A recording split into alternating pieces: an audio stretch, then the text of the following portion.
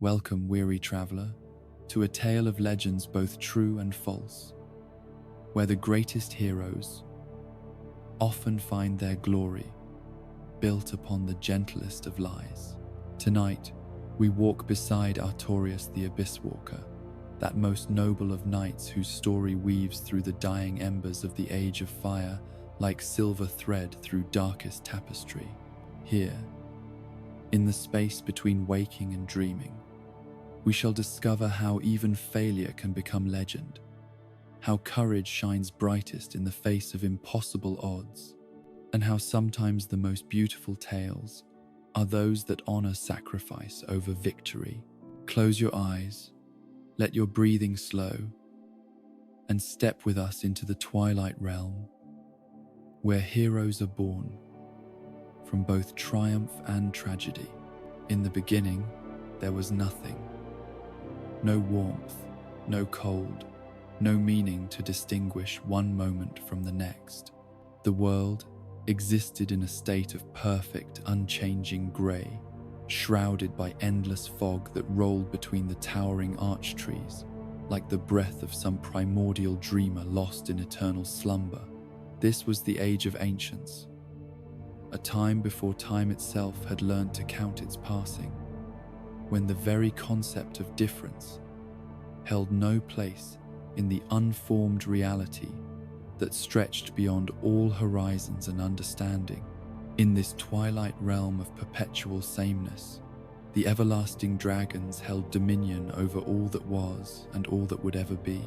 These magnificent beings were not rulers in any sense we might comprehend, for there was nothing to govern, no subjects to command, no kingdoms to administer. They simply existed, as constant and immutable as the grey stones that pierced the mists, as eternal as the ancient scales that covered their timeless forms. The dragons knew neither birth nor death, neither joy nor sorrow, for such concepts belonged to a world of change, and change was yet unknown to this realm of perfect stasis.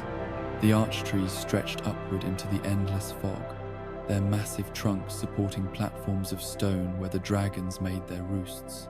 These primordial giants were not alive as we understand life, for they required no nourishment, felt no seasons, experienced neither growth nor decay. They existed in the same state of eternal stillness as everything else in this ancient world, monuments to a time when permanence was the only law, and variation was not merely unknown but inconceivable. Time itself had no meaning in this age, for there was nothing to measure, no events to mark one moment as different from another. The fog rolled and swirled in patterns that had remained unchanged for eons beyond counting, and would continue unchanged for eons more. The dragons soared through the mists on journeys without destination or purpose, their great wings beating in rhythms that echoed endlessly through the perfect silence. It was a world of complete peace, absolute stillness, infinite emptiness that held within itself all the potential that had never been realized. But even in the most changeless of realms, even in the deepest stasis that seemed to promise eternal continuity, the seeds of transformation lie dormant beneath the surface, waiting for their moment to bloom. And so it came to pass that one day, in this place where days had no meaning and moments held no distinction, something unprecedented began to stir.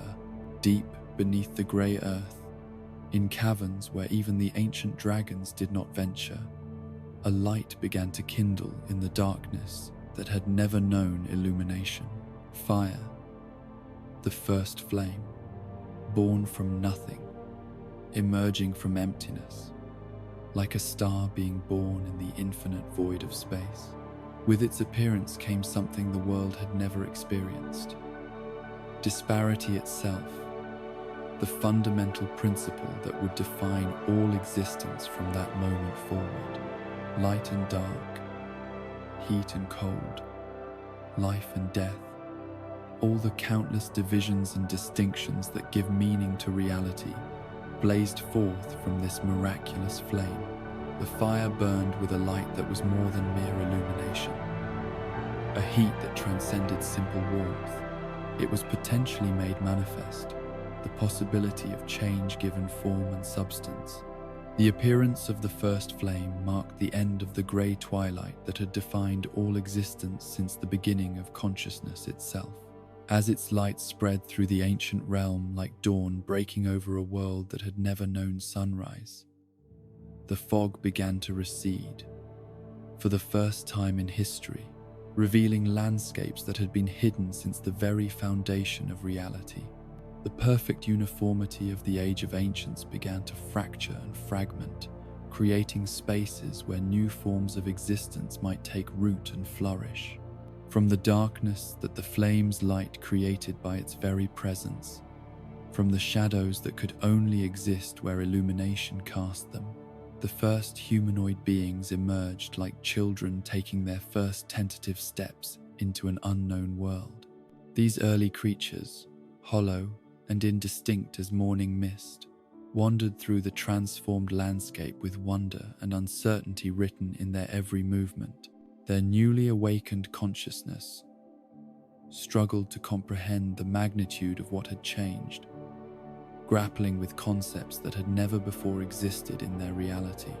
As these hollow beings drew closer to the source of the great transformation that had shattered their familiar world, they discovered that the first flame contained within its dancing heart something beyond miraculous. Souls themselves, not the simple animating force that moves the body through space, but true souls, concentrated essence of the divine fire that had split the age of uniformity. These souls glowed with power and purpose that transcended mortal understanding, each one a fragment of the cosmic force that had brought disparity into being. Among all these miraculous souls, 4 burned brighter than the others. 4 Lord souls that contained within their blazing hearts the concentrated power to reshape reality according to their wielder's will. These were not mere sources of strength, but fragments of creation itself, pieces of the fundamental forces that would govern the new world emerging from the ashes of eternal sameness. The first of these mighty souls was claimed by the being who would become known as Gwyn, the Lord of Sunlight. This soul blazed with the fierce radiance of lightning itself, containing within its essence the pure power of illumination made manifest. Gwyn's soul granted him dominion over the forces that would drive back the encroaching darkness, making him a living beacon of light in a world still learning to distinguish between illumination and shadow.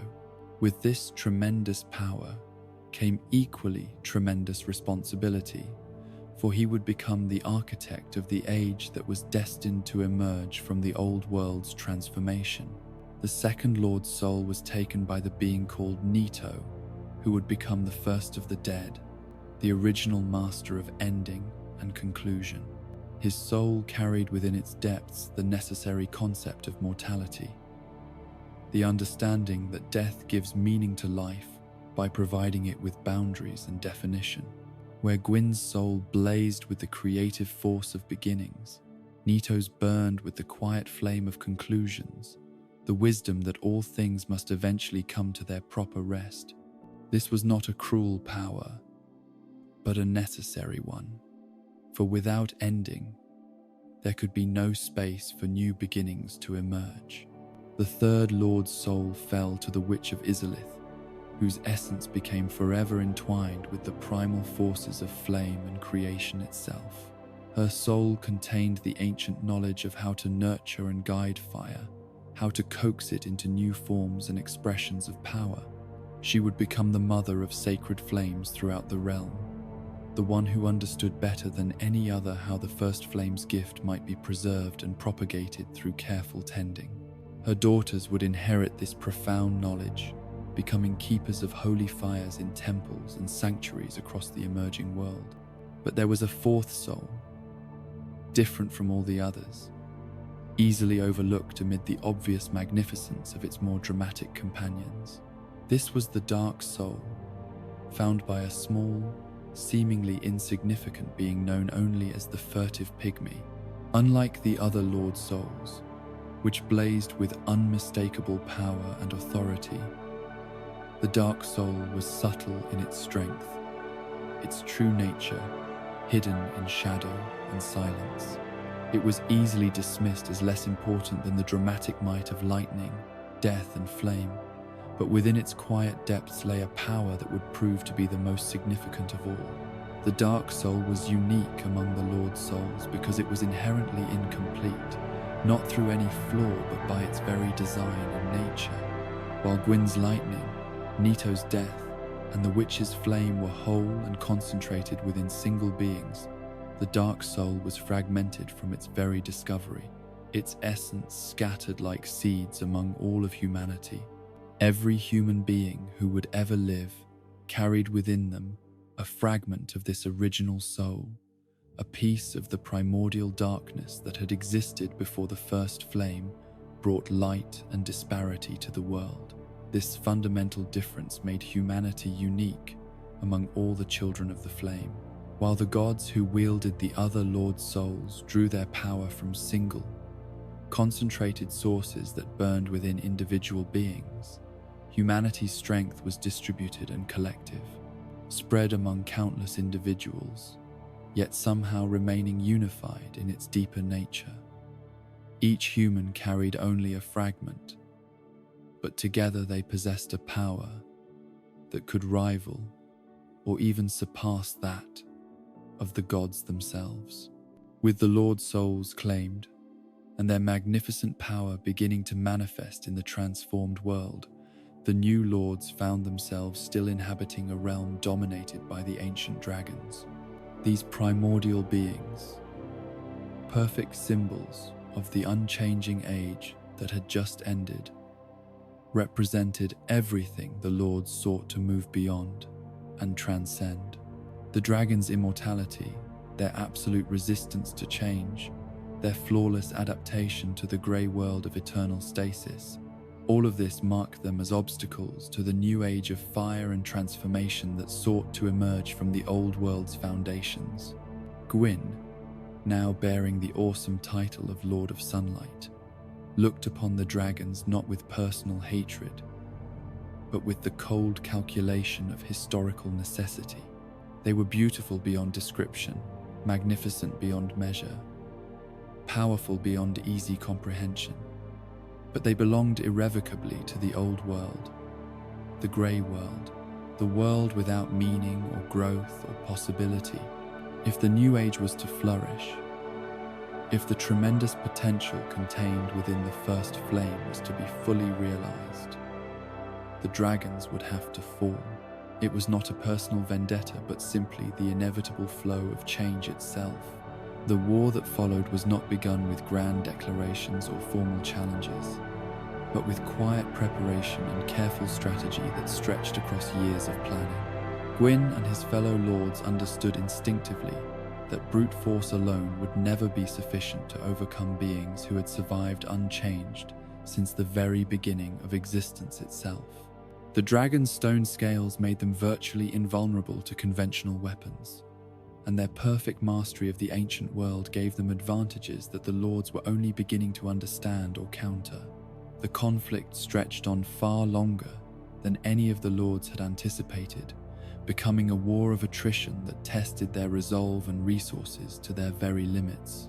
For every dragon that fell to the forces of the new order, countless warriors of light perished in return. The ancient beings fought with the desperate fury of those defending their very existence, and their power was terrible beyond mortal comprehension. Dragonfire could reduce entire armies to ash in moments. Their claws could shatter the strongest armor like brittle clay, and their wings could summon storms that blotted out the sun itself. But the dragons possessed a crucial weakness, one that would ultimately prove their undoing despite all their magnificent power and ancient wisdom. Their immortality, their perfect resistance to change and decay, depended entirely upon their stone scales, those grey plates that covered their forms like living armor, forged from the very substance of eternity itself. The scales were not merely protection, but the actual source of their deathless nature, channels through which the power of the ancient world flowed continuously into their immortal bodies. This vital secret was revealed through betrayal, as so often happens in tales of great change and transformation.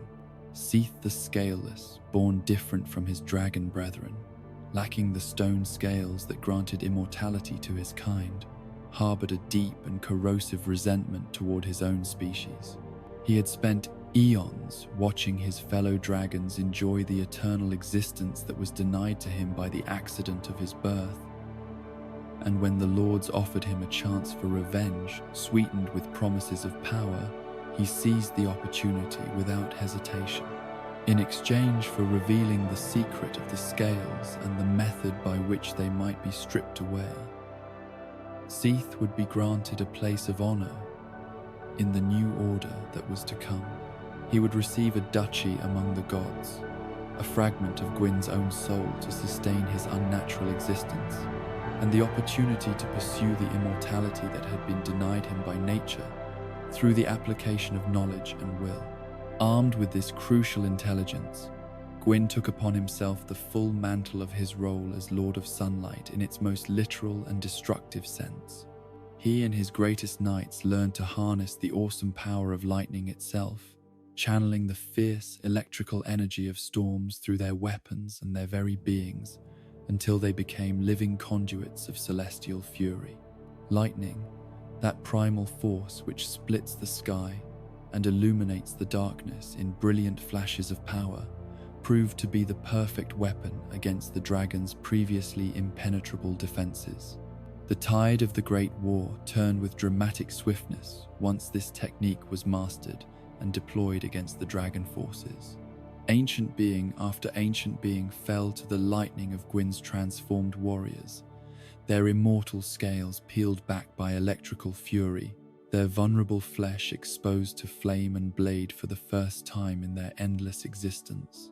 The primordial roosts among the archtrees were stormed and taken, their draconic inhabitants either slain outright or driven into hiding in the furthest corners of the world.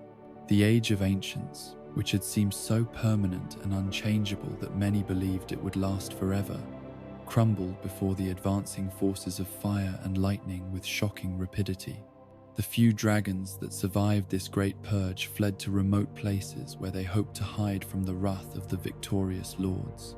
Some retreated to ash-covered valleys far from civilization, others to mountain peaks where the ancient mists still lingered, and still others to deep caverns where the old ways might yet endure in secrecy and shadow.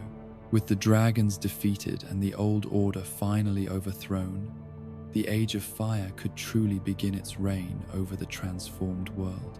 The victory had been costly beyond measure, but it had achieved its purpose of clearing the way for new forms of existence to emerge and flourish. The grey fog that had shrouded everything was burned away by the triumphant light of the first flame, revealing landscapes of stunning beauty and infinite possibility that had been hidden for eons beyond counting. Rivers began to flow where once there had been only still mists hanging motionless in the air. Forests took root and grew where archtrees had stood in eternal silence, their leaves rustling with the music of change itself. Across all of this newly revealed realm, life began to flourish in forms and patterns that the ancient world had never imagined or permitted, creating a tapestry of existence rich with variety and possibility. But even in this moment of ultimate triumph, even as the lords celebrated their hard-won victory and looked forward with hope to the golden age that seemed destined to emerge from their success, the seeds of future conflict were already taking root in soil, watered by the blood of the fallen. The power of the dark soul, contained but never destroyed, would continue to grow and develop within humanity, according to laws that even Gwyn did not fully understand. The defeated dragons would not remain hidden forever in their remote refuges, and new challenges would arise to test the strength and wisdom of the Age of Fire as it attempted to establish its permanent reign over the transformed world. From the ashes of the ancient world and the victory over the everlasting dragons, Lord Gwyn set about creating something magnificent beyond the scope of mortal imagination. High above the earthbound realm, where clouds gathered like cotton touched by divine hands, and sunlight poured down in streams of liquid gold, he raised the glorious city of Anor Londo. This was to be more than merely the seat of divine power. It was a statement of intent made manifest in silver and stone, a declaration that the Age of Fire would be one of eternal beauty, perfect order, and unending prosperity that would stand as testament to the triumph of light over the grey stasis of ages past. The very architecture of Anor Londo seemed to sing with divine purpose, its soaring spires and graceful arches reaching toward the heavens like prayers made solid and permanent. Every line and curve had been designed to inspire awe and reverence, to lift the spirits of all who gazed upon its splendor, and remind them that they lived in an age when gods walked among mortals, and miracles were woven into the very fabric of daily existence. The buildings rose in harmonious proportions that pleased the eye and elevated the soul, their surfaces gleaming with an inner light that seemed to emanate from the blessed stones themselves. Grand staircases swept upward in elegant spirals and curves, connecting the various levels of the celestial city with a grace that transformed the simple act of movement into something approaching dance. Every window had been positioned with mathematical precision to capture the perfect amount of sunlight at each hour of the day, while every courtyard and plaza was designed to create spaces where the divine residents might gather in comfort and splendor, befitting their exalted station. The cathedral that housed the central bonfire was perhaps the city's greatest architectural marvel, a structure so vast and awe-inspiring that it seemed capable of containing the entire sky within its vaulted ceiling. Here, the light of the first flame was concentrated and magnified through divine artifice, creating a perpetual dawn that bathed everything in warm, golden radiance. The floors were polished to mirror brightness, their surfaces reflecting the dancing flames in patterns that shifted and swirled, like living things responding to some celestial music beyond mortal hearing. Pillars of pristine white stone rose toward the impossible heights of the cathedral's dome, their surfaces carved with intricate reliefs that told the story of the gods' victory over the dragons and the glorious promise of eternal prosperity that their triumph had secured for all who dwelt beneath the light. These carvings were not mere decoration, but sacred scripture written in stone, preserving the great tales of heroism and sacrifice that had brought the Age of Fire into being. In this paradise of light and perfect order, Gwyn established his divine court and welcomed those beings of power who had chosen to remain loyal to the new age rather than retreating into exile or opposition. The gods who gathered in Anor Londo's silver halls were beings of immense wisdom and terrible beauty, each one a master of forces that mortal minds could scarcely begin to comprehend. Yet despite their awesome nature, they moved through the city's chambers with the easy familiarity of old friends gathering in a beloved home, their relationships tempered by the shared struggles they had endured during the war against the dragons. Within this celestial paradise, Gwyn's family found their proper places in the divine hierarchy that governed the new order of existence. His firstborn son, whose name would later be stripped from all records for reasons lost to the mists of history, was granted dominion over war and martial prowess in all their noble forms. This prince among the gods embodied the righteous aspects of conflict, the courage and honor that had won the great war against the forces of stasis and unchanging death. His very presence served as a living reminder that the peace of Anor Londo had been purchased through strength of arms and would be maintained by the same means, should necessity ever demand it. The prince's mastery of combat was legendary even among the gods themselves, his skill with blade and spear surpassing that of warriors who had perfected their arts across centuries of constant battle. Under his guidance and inspiration, the divine armies maintained their strength and readiness, their discipline and valor serving as the foundation upon which the security of the entire realm ultimately rested. His teachings spread throughout the military orders that served the gods, creating traditions of excellence and honor that would endure long after his own name had been forgotten. Guinevere, Gwyn's eldest daughter, became the living embodiment of sunlight itself, her radiance complementing and enhancing her father's divine flame, without challenging or diminishing its supremacy.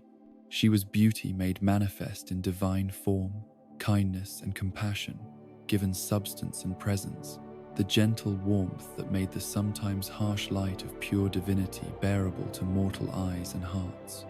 In her gracious presence, the overwhelming glory of Anor Londo seemed not intimidating but welcoming, not distant and untouchable, but accessible to those who approached with proper reverence and pure intentions. Her chambers were filled with light that never dimmed, warmth that never failed, and an atmosphere of peace that could heal even the deepest wounds of body and spirit. Visitors to her court spoke of feeling instantly at ease in her presence, their fears and doubts dissolving like shadows before the dawn of her smile. She became the face that the gods chose to show to the mortal world below, the promise that divine power could be exercised with wisdom and benevolence, that the age of fire would bring blessings rather than oppression to all who embraced its light. But it was Gwyn's youngest child who would prove most crucial to the long-term stability and security of the divine order they had established. Gwendolyn, born under the influence of lunar rather than solar forces, possessed an affinity for illusion and subtle manipulation that perfectly complemented his father's more direct and obvious approach to governance and control. Though raised and presented as a daughter due to his mystical connection to the moon's power, Gwendolyn's true gift lay in his profound understanding of how reality could be shaped through careful management of perception and belief. The Dark Moon Covenant that Gwendolyn established served multiple purposes within the complex structure of divine rule. On its surface, it appeared to be simply another religious organization dedicated to the worship and service of the gods, but its deeper function was far more sophisticated and essential. The Covenant served as both a tool of divine justice and a network of intelligence gathering, its members bound by sacred oaths to hunt down those who transgressed against the established order and ensure that divine law was respected even in the most remote corners of the realm. These Covenant members moved through the world like shadows given purpose, appearing wherever divine justice needed to be dispensed with swift efficiency. Their presence served as a constant reminder that the gods' reach extended far beyond the silver spires of Anor Londo, that those who thought themselves safe from divine oversight in distant lands or hidden sanctuaries were gravely mistaken in their assumptions. The very knowledge that the Dark Moon watched and judged helped to maintain order through the power of anticipated consequences, rather than the need for constant active intervention. Among the most celebrated and honored residents of the Divine City were Gwyn's 4 knights, the greatest warriors of the Age of Fire and living embodiments of different aspects of divine martial excellence. These legendary champions had proven themselves during the desperate war against the dragons and continued to serve as both active protectors of Anor Londo and powerful symbols of the strength and nobility that the new order represented. Each knight exemplified a different approach to the challenges that faced the emerging age, and together they formed a fellowship that seemed capable of overcoming any obstacle or threat that might arise. Knight Artorius the Abysswalker stood as perhaps the most celebrated and beloved of these champions, a warrior whose courage and skill had already become the stuff of legend even among beings who were themselves legendary. His great sword, forged from materials blessed by divine fire and tempered in the heat of righteous battle, had never failed him in combat. His loyal companion Sif, a wolf of unusual size and intelligence, fought beside him with a devotion that transcended the normal bonds between human and beast. Together, they had become symbols of the righteous fury that had driven back the forces of ancient darkness and established the supremacy of light. Artorius embodied the highest ideals of knighthood in their purest and most noble form. His strength in battle was matched by his compassion for the innocent, his skill with weapons equaled by his wisdom in their proper use. He combined incredible physical prowess with an unwavering moral compass, never allowing the intoxicating rush of victory to corrupt his essential nature or compromise the principles that guided his actions. His very name had become synonymous with heroism throughout the realm, inspiring countless songs and stories that celebrated both his specific deeds and the general ideals he represented.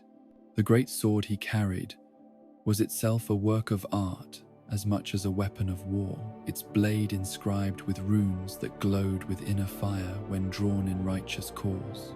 The weapon had been crafted specifically to combat the forces of darkness that threatened the new order, its metal alloyed with materials that could harm creatures immune to normal weapons. But more than its supernatural properties, the sword was significant as a symbol of Artorius' absolute dedication to his calling and his willingness to face any danger in defense of light and justice. Dragonslayer Ornstein commanded the Silver Knights who served as Anor Londo's primary military force, his golden armor gleaming like a second sun as he moved through the city's halls with the fluid grace of a born warrior. His mastery of lightning, learned directly from Gwyn himself during the war against the dragons, made him a formidable opponent to any who might dare to threaten the divine order. The electrical energy that he could channel through his weapons and armor was not mere destructive force but divine power made manifest, the same lightning that had stripped the scales from the ancient dragons and secured victory for the forces of fire. But beyond his obvious martial skills and supernatural abilities, Ornstein possessed something far more valuable and rare: the gift of inspiration. He had the ability to kindle in ordinary warriors the spark of greatness that could transform them from mere soldiers into true champions of light. Under his patient guidance and demanding tutelage, the Silver Knights became far more than a conventional military force. They evolved into living embodiments of divine will, their discipline and dedication serving as examples of what mortal beings might achieve when they devoted themselves completely to a cause greater than their individual desires. The Silver Knights who served under Ornstein's command were recruited from the finest warriors of the mortal realm, individuals who had already proven their courage and skill in countless battles. But their transformation under his guidance elevated them beyond their mortal limitations, granting them not only enhanced physical capabilities, but also a clarity of purpose and purity of intent that made them virtually incorruptible. They became extensions of divine will given armored form, their very presence on the battlefield sufficient to inspire allies and demoralize enemies. Hawkeye Goff, the giant archer whose arrows could bring down dragons in flight from distances that strained the limits of belief, represented the patient, methodical aspect of divine warfare that complemented the more obvious displays of martial prowess exhibited by his fellow knights. From his position high in the towers of Anor Londo, he maintained constant vigilance over the approaches to the city, his superhuman vision capable of spotting potential threats from miles away. His great bow was a marvel of both craftsmanship and engineering, capable of launching projectiles with such tremendous force and pinpoint accuracy that they could pierce even the strongest armor or the thickest dragon scales. But Goff's true contribution to the Divine Order lay not in his physical capabilities, impressive though they were, but in his profound understanding of strategy and tactics that made him invaluable as both warrior and counselor. His patient nature allowed him to observe patterns and connections that escaped more impulsive individuals, while his vast experience in warfare provided him with insights into the deeper currents that shaped the flow of battles and campaigns. He served not only as a guardian of Anor Londo, but as a wise advisor whose counsel was sought on matters far removed from simple military concerns. The fourth member of this legendary fellowship was Lord's Blade Ciaran, a figure who moved through the shadows of Anor Londo like a whisper of death itself, her twin curved swords ready to eliminate threats before they could fully manifest or mature into genuine dangers. She represented the subtle application of divine justice, the precise and surgical removal of problems that required finesse rather than overwhelming force. Her methods were as elegant as they were deadly, each action calculated to achieve maximum effect with minimum disturbance to the greater order. Ciaran's loyalty to Artorius was known throughout the Divine Court, though the exact nature of their relationship remained a subject of speculation and quiet gossip among those who observed them together. Whether her devotion was based purely on professional respect, deep friendship, or feelings that transcended mere comradeship, none could say with certainty. What was undeniable was her absolute dedication to protecting both Artorius personally and the Divine Order that he served so faithfully. Her presence in the shadows provided an additional layer of security that allowed the more visible champions to operate with confidence that their flanks were protected. Beyond the immediate boundaries of Anor Londo, the mortal realm prospered under the wise and benevolent guidance of the Divine Order. The light of the first flame encouraged growth and creativity in all their myriad forms, fostering the development of civilizations that flourished in ways that the grey world of the ancients had never permitted or imagined. Arts and sciences advanced with unprecedented speed. Trade networks connected distant lands in webs of mutual prosperity, and knowledge accumulated at a rate that suggested the dawn of a truly golden age for all thinking beings. Humans, in particular, seemed uniquely suited to thrive in this new environment. The fragments of the dark soul that resided within each individual provided them with an adaptability and resilience that served them well in the rapidly changing world.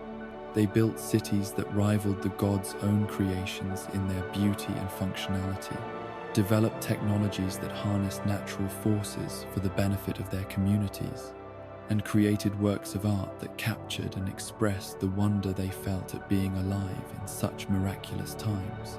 The various human kingdoms that emerged during this period each developed their own distinctive character and specializations, but all were united by their recognition of the gods' supreme authority and their gratitude for the blessings that divine rule had brought to their lives. Trade flowed freely between nations, knowledge was shared across cultural boundaries, and conflicts were resolved through diplomacy rather than warfare. It seemed as though the promise of eternal peace and prosperity might actually be achievable under the guidance of beings wise and powerful enough to prevent the mistakes that had historically led to war and suffering. Yet even as he presided over this golden age and watched his realm flourish beyond his most optimistic expectations, Gwyn found himself increasingly troubled by subtle signs that not everything was proceeding according to his plans. The power of the dark soul continued to grow within humanity with each passing generation, and he began to perceive in this development a potential threat to the stability of everything he had worked to create. The darkness was not evil in any conventional sense, but it was chaotic and unpredictable, resistant to the kind of control and direction that effective governance required. The fragments of dark power that humans carried seemed to respond to their emotions and desires rather than to rational planning or divine guidance. During times of peace and contentment, this power remained dormant and harmless, but Gwyn had observed that stress, fear, or anger could cause it to manifest in ways that disrupted the careful order he had established. Worse yet, he began to suspect that the Dark Soul's ultimate nature was fundamentally opposed to the Age of Fire itself, that its full flowering would necessarily mean the end of everything he held dear. His solution to this growing concern was characteristically direct, but also deeply troubling in its implications for the future. Far from Anor Londo, at the very edge of the known world where the land itself began to fade into uncertainty, Gwyn constructed the Ringed City as both gift and prison for the descendants of the furtive pygmy. This magnificent metropolis was presented to humanity as a gesture of honor and recognition, a place where the bearers of the Dark Soul could live in luxury and security while developing their unique gifts under divine protection and guidance. The city that Gwyn created for this purpose was indeed a marvel of architecture and planning, its beauty rivaling that of Anor Londo itself in many respects. Its walls were strong enough to withstand any conceivable assault, its buildings spacious and comfortable enough to house a growing population in style and comfort, and its location sufficiently remote to ensure that whatever developed there would not immediately affect the stability of the central realm.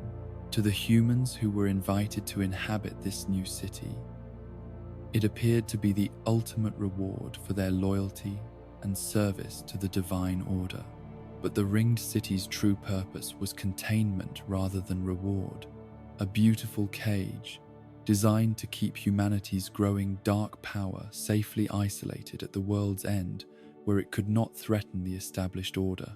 The city's walls were not merely defensive but actively designed to prevent the escape of dark energy, while its location ensured that even if something went catastrophically wrong, the effects would be confined to the periphery rather than spreading to the heart of civilization. To ensure the cooperation of the pygmy lords who were granted authority over this distant metropolis, and perhaps to assuage his own conscience regarding the deceptive nature of his gift, Gwyn made a gesture that seemed generous, but carried within it the seeds of future tragedy. He sent his youngest daughter, Filianor, to serve as both princess and guardian of the Ringed City, her divine presence serving as a symbol of the unbreakable bond between gods and humanity, while also functioning as a living seal that would maintain the separation between light and dark. Filianor accepted this responsibility with the grace and dignity that befitted her divine nature, but in doing so, she condemned herself to an existence of eternal vigilance and isolation. Unlike her siblings who could enjoy the society and splendor of Anor Londo, she would spend her immortal life in exile, forever watching over the Dark Soul's power, while never being able to return to her father's Golden City or participate in the ongoing life of the Divine Court. As the centuries of the Age of Fire's golden period continued to unfold, the careful balance that Gwyn had established began to show subtle signs of strain that would eventually grow into fractures capable of threatening the entire structure of divine civilization. The artificial constraints placed upon humanity's dark power created pressures that built slowly but inexorably, while the very perfection of Anor Londo began to feel static and lifeless to some of its divine inhabitants who had grown weary of endless prosperity and perfect order. The seeds of change that had been planted during the Age of Fire's foundation were beginning to germinate, though their growth remained invisible to most observers. The dragons that had fled to distant hiding places were not merely waiting in passive exile, but adapting to their new circumstances, learning new forms of power that might eventually allow them to reclaim their lost dominion. The demons that would later emerge from the Witch of Izalith's experiments were beginning to stir in the deep places of the earth, responding to forces that had not yet fully manifested, but were growing stronger with each passing year. Most ominously of all, the first flame itself was beginning to show the first barely perceptible signs of the decline that would eventually threaten to bring the entire Age of Fire to its conclusion. The light that had seemed so eternal and unchanging was in fact subject to the same laws of consumption and exhaustion that governed all forms of energy, and the tremendous power it had expended in transforming the world was gradually depleting its reserves. These changes were so subtle and gradual that they escaped the notice of most observers, including many of the gods themselves. But Gwyn, whose essence was so intimately connected to the flame's power, began to sense the slight but unmistakable alteration in its fundamental nature. The realization that the source of his authority and the foundation of his entire civilization might not be as permanent as he had believed filled him with a dread that went beyond personal fear to encompass the potential collapse of everything he had built. The four knights, those paragons of divine martial excellence who had seemed so invincible during the war against the dragons, would soon face challenges that would test not only their physical capabilities, but their moral fortitude and their understanding of what it truly meant to serve the light. The enemies they would encounter in the coming trials would not be the straightforward opponents they had faced in the past, but corruption and madness that could turn their own virtues against them. Artorius, in particular, would find his absolute dedication to protecting the innocent transformed into a weakness that his enemies could exploit, leading him down paths that his noble heart would never have chosen if he had fully understood their ultimate destination. The very qualities that made him the greatest of knights would become the instruments of his eventual downfall, creating a tragedy that would echo through all the ages that followed. The golden spires of Anor Londo continued to gleam in the eternal sunlight, their beauty undiminished by the subtle changes that were beginning to stir in the depths of the world. The Silver Knights maintained their perfect discipline and readiness, their armor bright with polish, and their weapons sharp with constant care. The Divine Court continued its stately procession of ceremonies and celebrations, marking the passage of time with rituals that had become as eternal and unchanging as the city itself. But beneath this surface of perfect order and endless prosperity, the foundations of the Age of Fire were beginning to shift in ways that would eventually reshape the entire nature of existence. The time of testing was approaching, though none yet suspected how severe those tests would prove to be or how much they would cost those who faced them. As the golden centuries of Anor Londo's supremacy stretched into what seemed like endless prosperity, the seeds of the first great crisis were already taking root in the depths of the realm, nurtured by forces that even Gwyn's divine wisdom had not anticipated. The solution to humanity's growing dark power had seemed elegant in its simplicity: contain what could not be destroyed, honor what could not be ignored, and maintain the delicate balance between light and shadow through careful management, rather than direct confrontation. But the very success of this strategy contained within it the conditions that would eventually lead to its catastrophic failure. New Londo had risen from the waters like a dream made manifest in stone and crystal, its towers and bridges creating a marvel of engineering that seemed to float upon the surface of the great lake like a vision of impossible beauty. The city had been conceived as more than merely another settlement in Gwyn's growing realm. It was to be a demonstration of what could be achieved when divine wisdom guided mortal ambition, a place where humans could live in prosperity and comfort, while remaining safely within the bounds of the established order. The architecture of New Londo reflected both the practical needs of a city built upon water and the aesthetic ideals that characterize the Age of Fire's greatest achievements.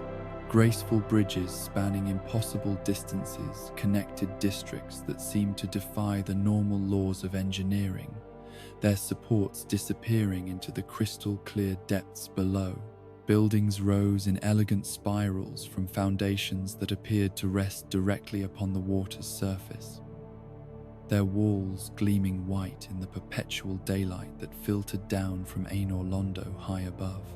The citizens who made their homes in this aquatic paradise were drawn from the finest examples of humanity that the realm could offer, individuals whose loyalty to the divine order was unquestionable and whose capabilities promised to make the city a showcase of mortal achievement guided by divine wisdom.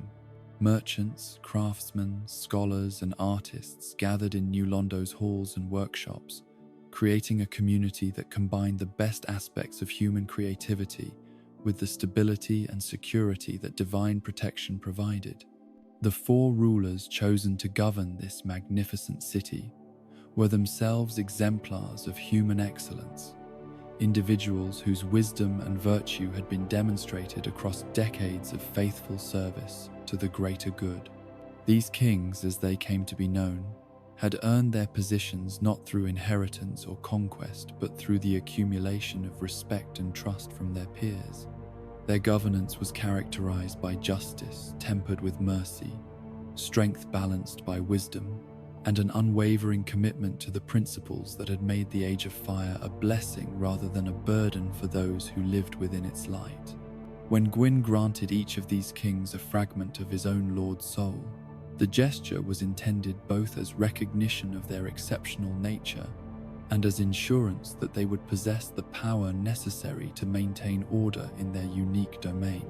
The fragments were not merely gifts, but investments in the future stability of the realm, pieces of divine essence that would allow mortal rulers to exercise authority with supernatural backing when circumstances demanded more than ordinary governance could provide. The transformation that occurred within each king as they received their fragment of divine power was subtle but profound. They retained their essential humanity, their connections to the mortal realm that made them effective leaders of human communities, but they also gained access to abilities that elevated them far above the normal limitations of mortal existence. They could sense the thoughts and intentions of those around them, could perceive threats before they fully manifested, and could channel divine energy in ways that allowed them to protect their people from dangers, both mundane and supernatural. For generations, this arrangement worked exactly as Gwyn had hoped. The 4 kings proved themselves to be wise and effective rulers, their enhanced abilities allowing them to maintain peace and prosperity in New Londo while serving as loyal vassals to the divine order. The city flourished under their guidance, becoming a center of trade and culture that connected distant regions of the realm through networks of commerce and communication that had never before existed. The underground chambers and waterways that formed the foundation of New Londo's unique architecture became home to innovations in engineering and magic that pushed the boundaries of what had previously been thought possible. Scholars working in laboratories beneath the city's surface developed new techniques for harnessing the power of souls, creating devices and processes that could channel spiritual energy for practical purposes. These innovations were shared freely with other centers of learning throughout the realm, contributing to an explosion of knowledge and capability that seemed to promise unlimited progress in the years to come. But even as New Londo prospered, and its kings governed with wisdom and justice, darker currents were beginning to flow through the hidden places of the world.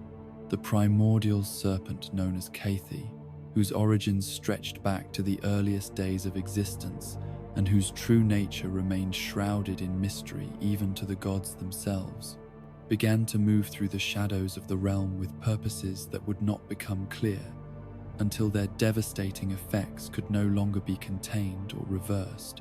Caith was ancient beyond easy comprehension, a being whose existence predated the Age of Fire and whose understanding of the world's fundamental nature went deeper than even Gwyn suspected. Where his counterpart Frampt served the interests of the current order and encouraged the preservation of divine rule, Cather possessed a different vision of how reality should be arranged, one that placed humanity at the center rather than the periphery of cosmic significance. The serpent's approach to the four kings was patient and subtle, as befitted a being whose schemes operated on timescales that spanned centuries rather than years. He did not appear to them immediately as an enemy of the established order, or as an advocate for revolution and change. Instead, he came as a counselor and advisor, offering insights and knowledge that seemed designed to help them govern more effectively and serve their people more completely.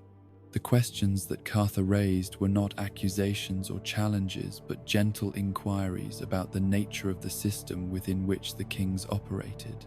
Was it truly just, he wondered, for humanity to remain forever in the position of subjects rather than rulers? Did the gods who claimed authority over mortal affairs truly understand the needs and desires of those they governed from their distant throne in the sky? Might there not be better ways to organize the world, arrangements that would allow human potential to flourish without the constraints that divine oversight inevitably imposed? These conversations took place over months and years, each meeting building upon the insights and doubts that had been planted in previous encounters. Caith was careful never to push too hard or too fast, never to present his alternative vision as a complete replacement for the existing order. Instead, he allowed the kings to reach their own conclusions, to discover for themselves the contradictions and limitations that he had guided them to perceive. The art of life drain that the serpent eventually taught to the four kings was presented not as a weapon of conquest or destruction, but as a tool of liberation, a means by which humanity could free itself from dependence upon the gods' arbitrary distribution of power and blessing.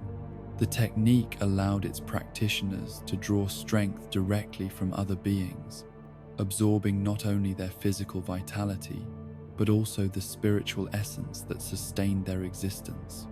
In skilled hands, life drain could be used selectively and precisely, taking only what was needed, without causing unnecessary harm or suffering.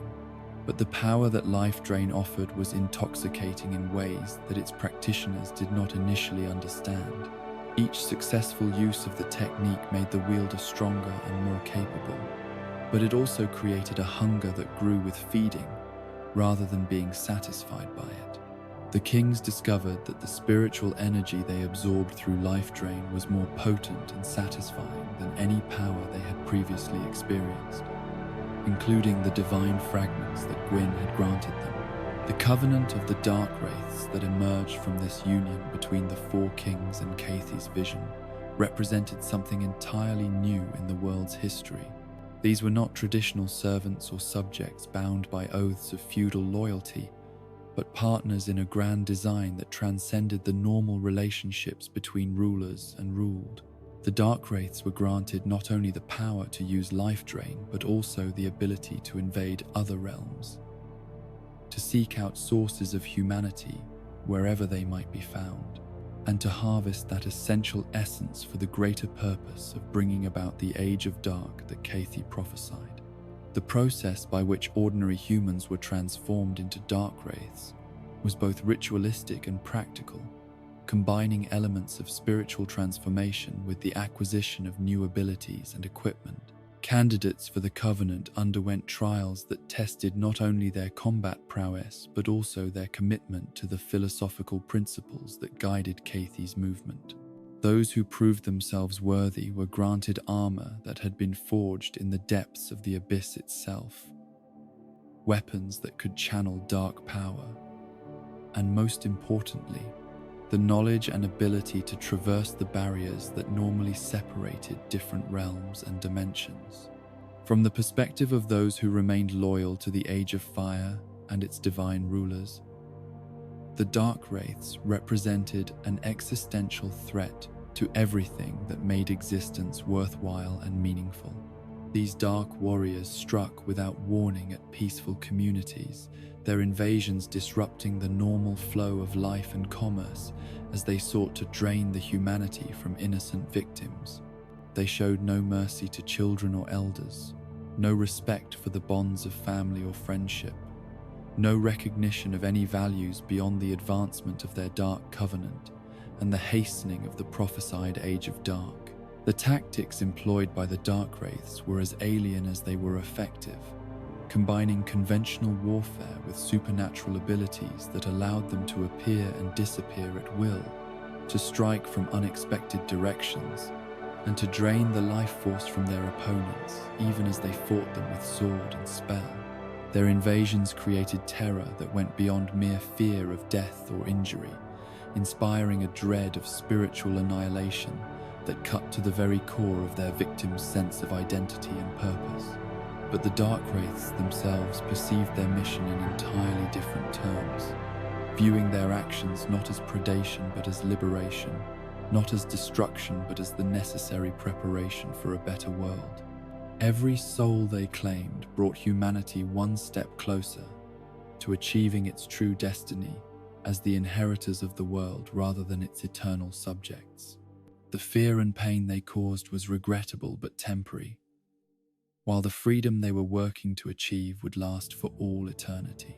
The philosophical framework that justified these actions was sophisticated and internally consistent, even if it was fundamentally at odds with the values that had guided the Age of Fire since its inception. Caithe had taught his followers that the current order was artificial and unsustainable, maintained only through the systematic suppression of humanity's true nature and potential. The gods who claimed to rule for the benefit of all were actually parasites feeding upon human souls, using divine power to maintain their own dominance rather than genuinely serving the greater good.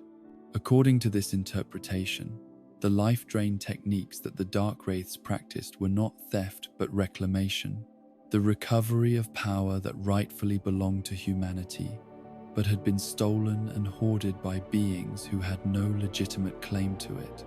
Every act of apparent aggression was actually an act of justice, a step toward restoring the natural order that had been perverted by divine intervention and manipulation. The spread of Abyss corruption into New Londo itself was perhaps inevitable once the Four Kings had fully embraced this new philosophy and the power that came with it.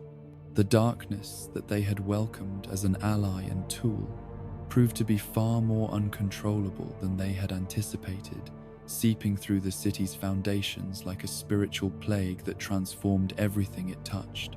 The crystal-clear waters that had once reflected New Londo's towers like mirrors became dark and opaque, hiding depths that seemed to extend far beyond what the city's original construction should have allowed. The transformation began subtly, with minor changes in the behavior of the city's inhabitants that could easily be attributed to the stress of living in uncertain times.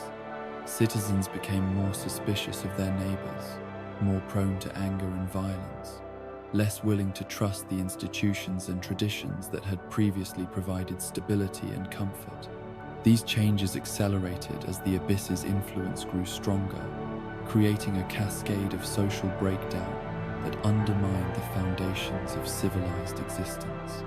The architecture of New Londo began to change in ways that defied rational explanation, its clean geometric lines becoming twisted and distorted as the Abyss imposed its own chaotic logic upon the physical structure of the city. Bridges that had once connected districts in straight, efficient lines became labyrinthine passages that seemed to fold back upon themselves, trapping travelers in corridors that led nowhere. Buildings that had stood for generations began to sink beneath the dark waters, their foundations eroded by forces that operated according to principles that had nothing to do with conventional physics or engineering. The citizens who had once lived in prosperity and peace under the wise governance of their kings found themselves subjected to forces that they could neither understand nor resist. The life drain techniques that the Dark Wraiths had perfected were turned upon the very people they had once been sworn to protect, as the kings and their followers harvested humanity from their own subjects to fuel their growing power and advance their apocalyptic agenda. Families were torn apart as loved ones were drained of their essential humanity, leaving behind hollow shells that retained the appearance of life but lacked the spark that made them truly alive. These hollowed victims were not dead in any conventional sense, but neither could they be considered truly living, existing instead in a liminal state that was perhaps worse than either alternative. They wandered through New Londo's transformed streets like living ghosts, responding to basic stimuli but incapable of thought, emotion, or meaningful interaction. As reports of New Londo's transformation reached other centers of power throughout the realm, it became clear that the crisis facing the Age of Fire had entered a new and far more dangerous phase.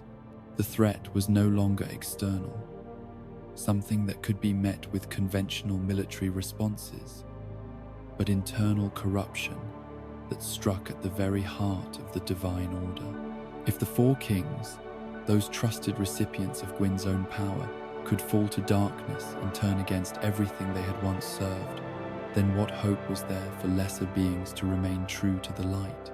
The response that this revelation provoked from the loyal forces of the Age of Fire demonstrated both the nobility and the tragic limitations of the Divine Order's approach to crisis management.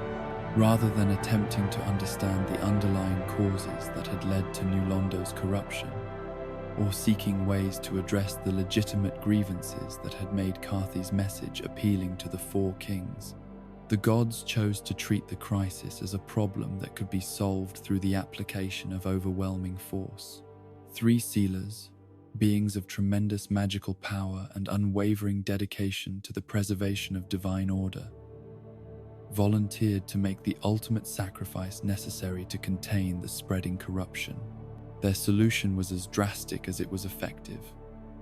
They would flood the entire city of New Londo, drowning both the abyss and the innocent lives that remained within its boundaries, creating a barrier of water and death that the darkness could not easily cross. The decision to sacrifice New Londo and all who dwelt within it was not made lightly or without full understanding of its moral implications.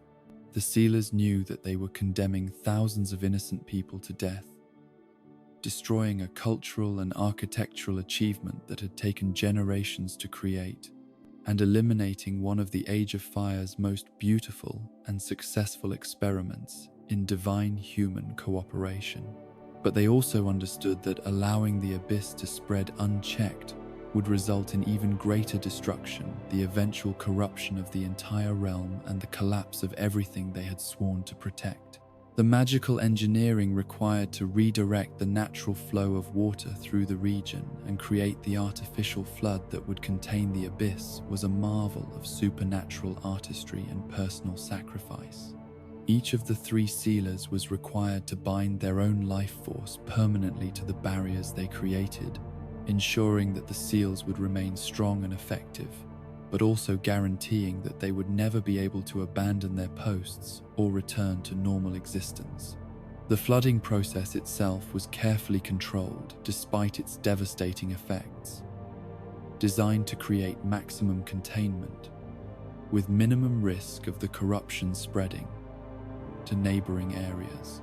The sealers worked together to channel vast quantities of water through newly created passages and barriers, gradually raising the level within New Londo's boundaries while preventing overflow that might carry the abyss's influence to other regions.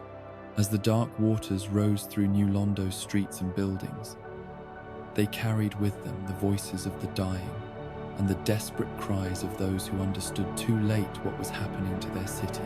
The abyss that had promised liberation from divine tyranny proved to be a far more brutal and indiscriminate master than the gods had ever been.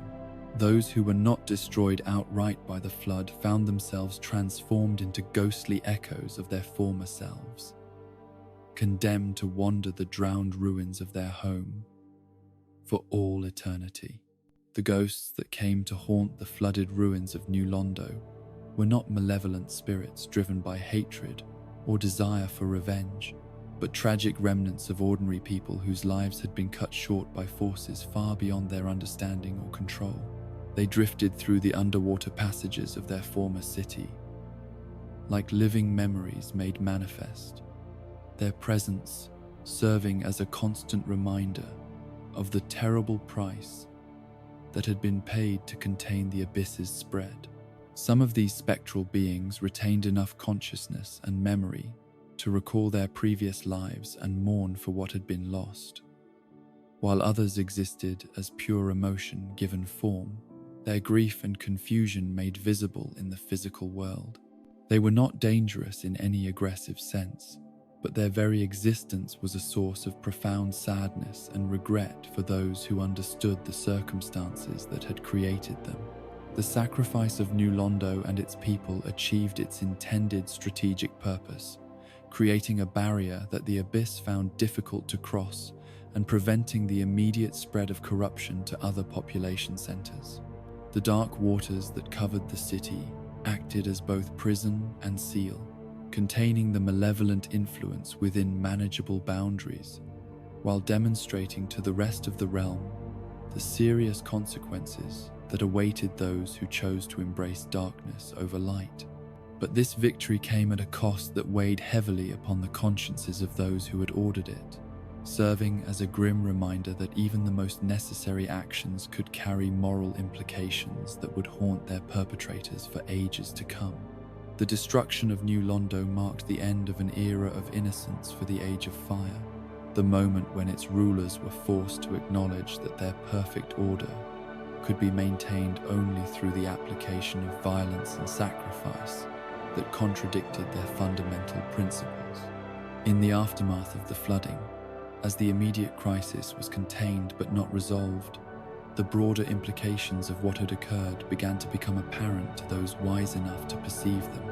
The fragment of Gwyn's soul that had been granted to the Four Kings was now corrupted beyond any possibility of redemption, its power serving the very forces that the Lord of Sunlight had sought to oppose. The other portions of divine essence that Gwyn had distributed to trusted allies were similarly at risk, their recipients subject to the same pressures and temptations that had led to the fall of New Londo's rulers. The primordial serpent Kathi, whose whispered promises had initiated this entire catastrophe, remained active and undetected, his influence spreading to other regions and other potential converts who might be persuaded to embrace his vision of humanity's ultimate destiny. The techniques and knowledge that he had shared with the Four Kings had not died with them, but continued to spread through underground networks of disciples and sympathizers who carried his message to new audiences. Most ominously of all, the first flame itself continued its slow but inexorable decline, its weakening light making all other problems more difficult to address effectively. Each crisis that arose drained more of Gwyn's power and attention, creating a spiral of increasing instability that threatened to overwhelm even his divine capabilities. The careful balance that had maintained the Age of Fire's prosperity was beginning to shift in ways that suggested fundamental change was approaching whether the gods willed it or not. The Silver Knights, who had once seemed invincible in their disciplined perfection, began to show subtle signs of strain and doubt, their absolute confidence in the righteousness of their cause shaken by the knowledge that their enemies were not monsters or invaders, but fellow subjects of the divine order who had chosen a different path. The moral certainty that had once made their duty simple and clear was becoming clouded by questions that had no easy answers. The citizens of the realm, those ordinary mortals whose prosperity and security depended upon the continued stability of the divine order, began to whisper among themselves about the events in New Londo and their implications for the future. If such a thing could happen to one of the most favored cities in the realm, if rulers blessed with divine power could fall to corruption and madness, then what safety could anyone truly claim in these uncertain times? The dark wraiths who had survived the flooding of New Londo did not simply disappear, but scattered throughout the realm like seeds of future discord, carrying with them the knowledge and abilities that Cathy had granted them. Some went underground, working in secret to build new networks of followers and prepare for future opportunities to advance their cause. Others became wandering raiders, striking at isolated communities and gathering humanity through violence and terror rather than organized conquest. The stage was being set for even greater catastrophes that would test the foundations of the Age of Fire in ways that the crisis of New Londo had only begun to suggest. The Witch of Izalith's desperate attempt to recreate the first flame was approaching, as was the awakening of Manus in the distant township of Oolacile. Each of these disasters would require responses that would further drain the Divine Order's resources and expose new weaknesses that its enemies could exploit. Artorius the Abysswalker, whose legend had grown during his successful mission to New Londo, stood ready to face whatever challenges might arise from these developing crises. His reputation as the one knight capable of traversing the abyss and emerging victorious had made him the natural choice for missions that no other warrior could hope to complete. But the very qualities that made him the ideal champion for such tasks also made him vulnerable in ways that neither he nor his divine masters fully understood. The ring that allowed him to walk through the abyss without being immediately destroyed also created a connection between his soul and the forces he fought against. A link that grew stronger with each exposure and each victory. The cursed greatsword that had served him so well in combat against the dark wraiths carried within its blade a fragment of the very darkness he sought to vanquish, a corruption that was slowly but steadily influencing his thoughts and perceptions. The great tragedy that would eventually consume Artorius was already beginning to take shape, though neither he nor those who loved him could perceive its approach. His absolute dedication to protecting the innocent and serving the light would become the very mechanism through which darkness would claim him, transforming his greatest virtue into the instrument of his downfall. The legend that would grow around his name would be built upon both truth and necessary fiction, creating a story that honored his sacrifice while concealing the painful reality of how even the greatest heroes could fall when faced with forces that transcended simple categories of good and evil. While the dark waters of New Londo settled into their eternal stillness, containing the corruption that had consumed one of the realm's greatest cities, another catastrophe was already beginning to stir in the depths of Izalith, born not from external temptation, but from the desperate love of a mother who could not bear to watch her world slowly die. The Witch of Izalith had been there at the beginning, one of the original four who had claimed the Lord's souls from the first flame's heart, and her understanding of fire's fundamental nature was perhaps deeper and more intimate than that of any other being in existence. Her domain had always been a place of sacred warmth and nurturing flame, where the art of pyromancy was not merely studied but lived as a form of spiritual communion with the forces of creation itself.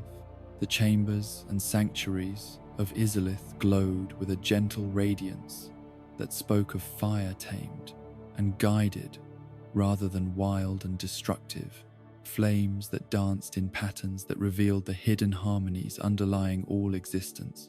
Here, fire was not a weapon or a tool, but a living presence that responded to love and care with beauty beyond mortal comprehension. The witch's daughters, beings of grace and supernatural beauty who had inherited their mother's affinity for flame and her deep compassion for all living things, served as priestesses and guardians of the sacred fires that burned throughout their domain. Each daughter possessed her own unique understanding of fire's many aspects, from the gentle warmth that healed wounds and comforted the sorrowful to the fierce blaze that could forge weapons and purify corruption. Together, they maintained a network of sacred flames that connected Izalith to the greater pattern of light that sustained the Age of Fire. Quelana, perhaps the most gifted of the witch's daughters in her mastery of subtle flame manipulation, had developed techniques that could weave fire into forms of almost impossible delicacy and precision. Her flames could dance through the air like living things, responding to her will with an intelligence that suggested they were partners rather than mere tools. She had spent centuries perfecting arts that could heal spiritual wounds as well as physical ones, creating forms of pyromancy that touched the soul directly and brought peace to those tormented by inner darkness. The fair lady, another of the witch's daughters, had devoted herself to the care of those creatures and beings who had been twisted or transformed by exposure to chaotic forces. Her gentle flames could ease suffering without causing harm, providing comfort and healing to those whose forms had been altered beyond normal recognition. She possessed an empathy that transcended species and appearance, seeing the essential spark of consciousness within even the most grotesquely transformed beings, and offering them the love and acceptance they had been denied by the rest of the world. As the first flame's slow decline became more apparent to those sensitive enough to perceive it, the Witch of Izalith found herself consumed by a desperation that matched Gwyn's own growing alarm but manifested in entirely different ways. Where the Lord of Sunlight responded to the crisis through political maneuvering and military action, the witch approached it as a problem that required creative rather than destructive solutions. Her deep understanding of fire's nature convinced her that the answer lay not in preserving the existing flame through artificial means, but in creating something new and better adapted to the world's changing needs. The idea of recreating the first flame, using the power of her own Lord's soul, was not conceived in a moment of sudden inspiration, but developed gradually over years of careful study and experimentation. The witch understood better than anyone the delicate balance of forces that had brought the original flame into being, the precise conditions that had allowed disparity to emerge from the grey uniformity of the Age of Ancients. She believed that with sufficient knowledge and preparation, these conditions could be recreated through deliberate effort, rather than left to the random chances that had produced the original miracle. Working in secret chambers deep beneath Izalith, surrounded by her most trusted daughters, and using techniques that pushed the boundaries of what pyromancy had ever attempted before, the witch began the complex preparations necessary for her great work. The process required not only immense magical power, but also materials and components that had to be gathered from the most remote and dangerous locations in the realm. Ancient stones that had witnessed the birth of the first flame, metals that had been forged in dragonfire during the Great War, and essences distilled from the souls of beings who had lived since the Age of Ancients. Her daughters, loyal beyond measure and trusting completely in their mother's wisdom and power, assisted in these preparations with an enthusiasm that reflected their shared hope that the witch's plan might succeed where all other attempts to address the flame's decline had failed. They worked tirelessly to create the ritual circles and focusing arrays that would concentrate their mother's power, to gather the rare materials that the great work required, and to maintain the intricate patterns of flame that would serve as the foundation for the new fire's birth. The ritual chamber where the witch intended to conduct her great experiment was itself a marvel of magical engineering and artistic vision. Located in the deepest part of Izalith's underground complex, it was a vast circular space whose walls were carved with representations of every flame that had ever burned under the witch's guidance. The floor was inlaid with channels filled with liquid fire that flowed in patterns based on mathematical principles that described the fundamental structure of reality itself. At the chamber's center stood the altar where the witch would focus her Lord Soul's power into the act of creation, its surface polished, smooth, and inscribed with runes that had been developed specifically for this unprecedented undertaking. The altar was surrounded by smaller focusing stones arranged in precise geometric patterns, each one calibrated to channel specific aspects of the creative force that the ritual was intended to unleash. The witch herself spent months in preparation, purifying her soul and strengthening her connection to the primal forces she intended to manipulate. She fasted and meditated, engaged in complex rituals that aligned her consciousness with the deeper currents of reality, and gradually transformed herself into a living conduit through which the power of creation could flow. Her daughters supported her throughout this process, maintaining the sacred flames that sustained her during her spiritual transformation and providing the emotional strength she needed to face the magnitude of what she was attempting. On the night chosen for the great work, as the first flame's light seemed dimmer than ever before and the shadows gathered more thickly in the corners of the world, the Witch of Izalith took her place at the altar, surrounded by her daughters, and began the ritual that would either save the Age of Fire or destroy everything she held dear. The power that flowed through her as she opened her Lord's soul to its fullest extent was unlike anything she had ever experienced, a force so vast and fundamental that her mortal consciousness could barely contain it. For a brief shining moment, as the combined power of the witch's lineage focused on the single act of creation, and the very air seemed to sing with possibilities, it appeared that the impossible might actually be achieved. The flames that rose around the altar burned brighter and more purely than any fire that had been seen since the first flame's discovery, their light pushing back the encroaching shadows and filling the chamber with a radiance that seemed capable of illuminating the entire world. But the forces that the witch had unleashed were too vast, too primal, too fundamentally chaotic to be controlled by even her considerable will and understanding. The attempt to recreate the first flame succeeded only in creating something entirely different and infinitely more dangerous. A fire that burned not with the controlled intensity of divine light, but with the wild, all-consuming hunger of pure chaos given form and substance. The flame of chaos, as it would come to be known in the songs and stories that would preserve memory of this catastrophe, erupted from the ritual chamber with a fury that shook the foundations of the earth itself. Its birth was not the gentle emergence of light from darkness that had characterized the first flame's appearance, but a violent explosion of uncontrolled creative force that transformed everything it touched according to its own mad and unpredictable logic. The carefully maintained sacred fires that had been the glory of Izalith were instantly perverted and corrupted, transformed from gentle sources of warmth and healing into agents of transformation and destruction. The flames that had once responded to loving guidance with beauty and harmony became wild and unpredictable, reshaping whatever they encountered according to principles that no sane mind could hope to understand or predict. The witch herself, positioned at the epicenter of forces that no living being was meant to endure, bore the full brunt of the chaos flame's transformative power.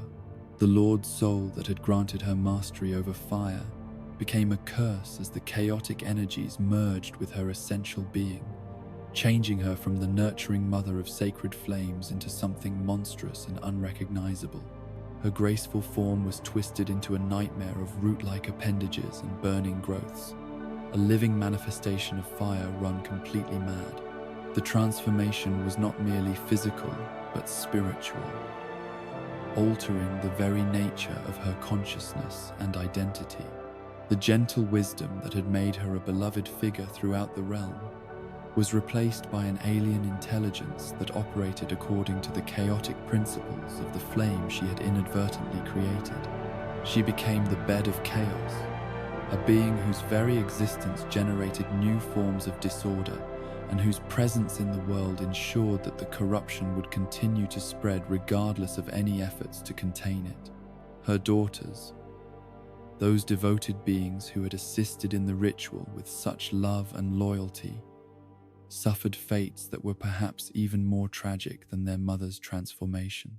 The chaos flame that erupted from the failed experiment washed over them like a tide of molten madness, reshaping their bodies and minds according to its own twisted vision of what they should become.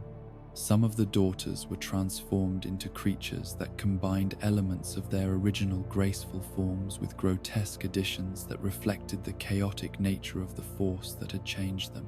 Spider-like appendages sprouted from bodies that retained traces of their former beauty, while minds that had once been devoted to healing and nurturing became focused on predation and survival in the harsh new environment that their domain had become. The fair lady, whose compassion had made her beloved by all who knew her, found her gift for healing transformed into something that brought suffering rather than relief. The gentle flames that had once eased pain now caused agony to those they touched, while her empathetic nature became a burden that forced her to feel the anguish of every creature affected by the chaos her family had inadvertently unleashed. Others among the daughters were changed in ways that preserved their consciousness but trapped them in forms that could no longer express their true nature. They retained their memories and personalities, but found themselves inhabiting bodies that responded to alien instincts and desires, creating internal conflicts that would torment them for all eternity. Only Quelana, whose mastery of subtle flame manipulation had always been more refined and controlled than her sisters, managed to escape the initial wave of transformation by recognizing the danger early enough to flee from the ritual chamber. But even her escape came at a terrible price, for she was forced to abandon her family to their fate and carry with her the knowledge that her survival had been purchased with their destruction. The landscape of Izalith itself was transformed by the Chaos Flame into something that challenged the very concepts of geography and natural law. Where once there had been chambers of gentle warmth and controlled fire, now there were caverns where molten rock flowed like water, and the air itself burned with unnatural heat. The architecture that had been carefully designed to channel and focus flame energy became organic in appearance, covered with root-like growths that pulsed with their own internal fire. The transformation was not limited to mere physical changes, but extended to the fundamental nature of space and time within the affected area. Passages that had once led to specific destinations now connected to random locations, while chambers that should have remained stable became fluid environments that shifted and changed, according to the chaotic impulses of the force that had reshaped them.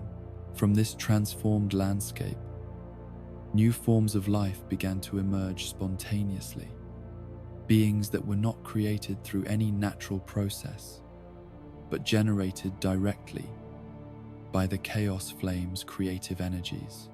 These demons, as they came to be called, were expressions of uncontrolled life force given form and substance, creatures whose very existence defied the ordered principles that had governed creation since the beginning of the Age of Fire. The demons took countless different forms, each one reflecting a different aspect of the chaotic creative force that had brought them into being. Some appeared as massive, lumbering giants whose bodies combined flesh and molten stone in impossible configurations, their movements causing the ground to crack and bleed fire wherever they walked. Others manifested as swift, agile creatures with claws of crystallized flame and eyes that burned with the light of the chaos fire itself. These beings were not inherently evil in the way that the dark wraiths had become through their corruption by the abyss, but they were fundamentally incompatible with the ordered existence that characterized the rest of the realm. Their very presence disrupted the careful balance that maintained stability and predictability, introducing elements of randomness and change that threatened to unravel the patterns that kept society functioning. The demons spread outward from the ruins of Izalith like a plague of living flame, their passage transforming the landscape and creating new forms of chaos wherever they went. Some demons seemed driven by an instinctive need to seek out sources of order and stability, not from malice, but from a compulsion to transform everything into forms that reflected their own chaotic nature. The largest and most powerful of these beings established themselves in territories that they claimed as their own domains, creating pocket realms of chaos within the ordered structure of the Age of Fire. These demon kingdoms operated according to principles that bore no resemblance to normal governance, their rulers changing capriciously and their boundaries shifting without warning or apparent logic. The spread of demonic influence throughout the southern regions of the realm created problems that went far beyond simple military threats or territorial disputes. The demons' very existence challenged the fundamental assumptions upon which civilization was built, introducing variables that made long-term planning impossible and creating conditions where traditional forms of government and social organization could not function effectively. Trade routes that had connected distant communities for generations became impassable as demons claimed territory along their length, transforming peaceful valleys into landscapes of fire and chaos that no ordinary traveler could hope to survive. Cities and settlements that had prospered for centuries found themselves under constant threat from creatures whose behavior could not be predicted or understood using normal methods of analysis. The refugees who fled from the expanding zones of demonic influence carried with them stories of transformation and horror that spread fear throughout regions that had previously felt secure under divine protection. These accounts, though often dismissed as exaggerations or hallucinations born from trauma, contained enough consistent details to convince even skeptical observers that something unprecedented and catastrophic was occurring in the south. Gwyn's response to this new crisis demonstrated both his strength as a leader and the limitations of his understanding when faced with forces that operated outside his experience. His initial reaction was to treat the demon outbreak as a military problem that could be solved through the application of overwhelming force, an approach that had served him well during the war against the dragons, but proved inadequate when dealing with enemies that could not be defeated through conventional warfare. The army that he assembled to march against the demons was magnificent in both its size and the quality of its warriors, representing the finest military force that the Age of Fire had ever produced. Silver Knights whose discipline had never faltered marched alongside divine champions whose individual power rivaled that of the ancient dragons. The force was equipped with weapons and armor that had been blessed by divine power and enchanted to be effective against supernatural enemies. But the forces they encountered in the transformed landscape of Izalith were unlike anything they had faced in their previous campaigns. The demons that emerged to meet them were not merely powerful opponents, but embodiments of principles that made conventional tactics meaningless. They could reshape themselves at will, emerge from solid rock, or dissolve into living flame when conventional attacks threatened them. Their very presence on the battlefield introduced elements of chaos that disrupted the careful formations and coordinated strategies that had made Gwyn's forces so effective against more conventional enemies. The battle that followed was less a military engagement than a collision between two incompatible visions of how reality should operate. The Silver Knights, despite their training and dedication, found their weapons and armor inadequate against enemies that operated according to laws that had nothing to do with physics or logic. Their perfect formations became liabilities when faced with opponents that could attack from dimensions that should not have existed. One by one, Gwyn's finest warriors fell to the demons' alien power, their gleaming armor blackened by chaos fire, their disciplined minds broken by exposure to forces that defied rational comprehension. Those who survived the initial assault found themselves transformed by the experience, their silver armor permanently darkened, their once perfect loyalty tainted by the knowledge of their own fundamental inadequacy in the face of true chaos. Gwyn himself, though he possessed power far beyond that of his knights, discovered that even divine strength had limits when confronted with forces that operated completely outside the framework of order and reason. His lightning, which had once stripped the scales from ancient dragons and brought victory to the forces of fire, proved ineffective against enemies that could absorb electrical energy and transform it into new forms of chaos. The retreat from Izalith was perhaps the most humiliating defeat of Gwyn's long reign, a stark reminder that there were powers in the universe that could not be overcome through direct confrontation or conventional military strength. The remnants of his once magnificent army limped back to Anor Londo as broken shadows of their former selves, their blackened armor serving as permanent reminders of their failure and the limitations of ordered power when faced with absolute chaos. The Black Knights, as these transformed warriors came to be known, carried within their darkened forms not only the physical marks of their defeat, but also the psychological scars that came from witnessing the failure of everything they had believed about their own invincibility and the supremacy of divine order. They remained loyal to Gwyn and continued to serve the cause of light, but their service was now tempered by the hard-won knowledge that victory was not always possible, and that some enemies could not be defeated through strength alone. In the aftermath of this catastrophic failure, as Gwyn surveyed the wreckage of his plans and contemplated the spreading chaos that now threatened the entire southern portion of his realm, the full magnitude of the crisis facing the Age of Fire became apparent. The artificial extension of the flame's life through divine intervention had created conditions that made such catastrophes not only possible but inevitable, as the natural balance of forces was distorted beyond its ability to maintain stability.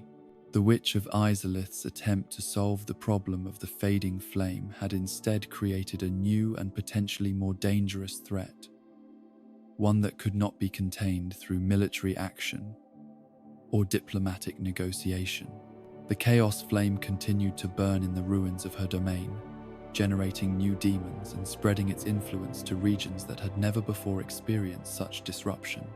The tragedy of the witch's transformation lay not only in the personal horror of her fate, but in the complete inversion of her original purpose and nature.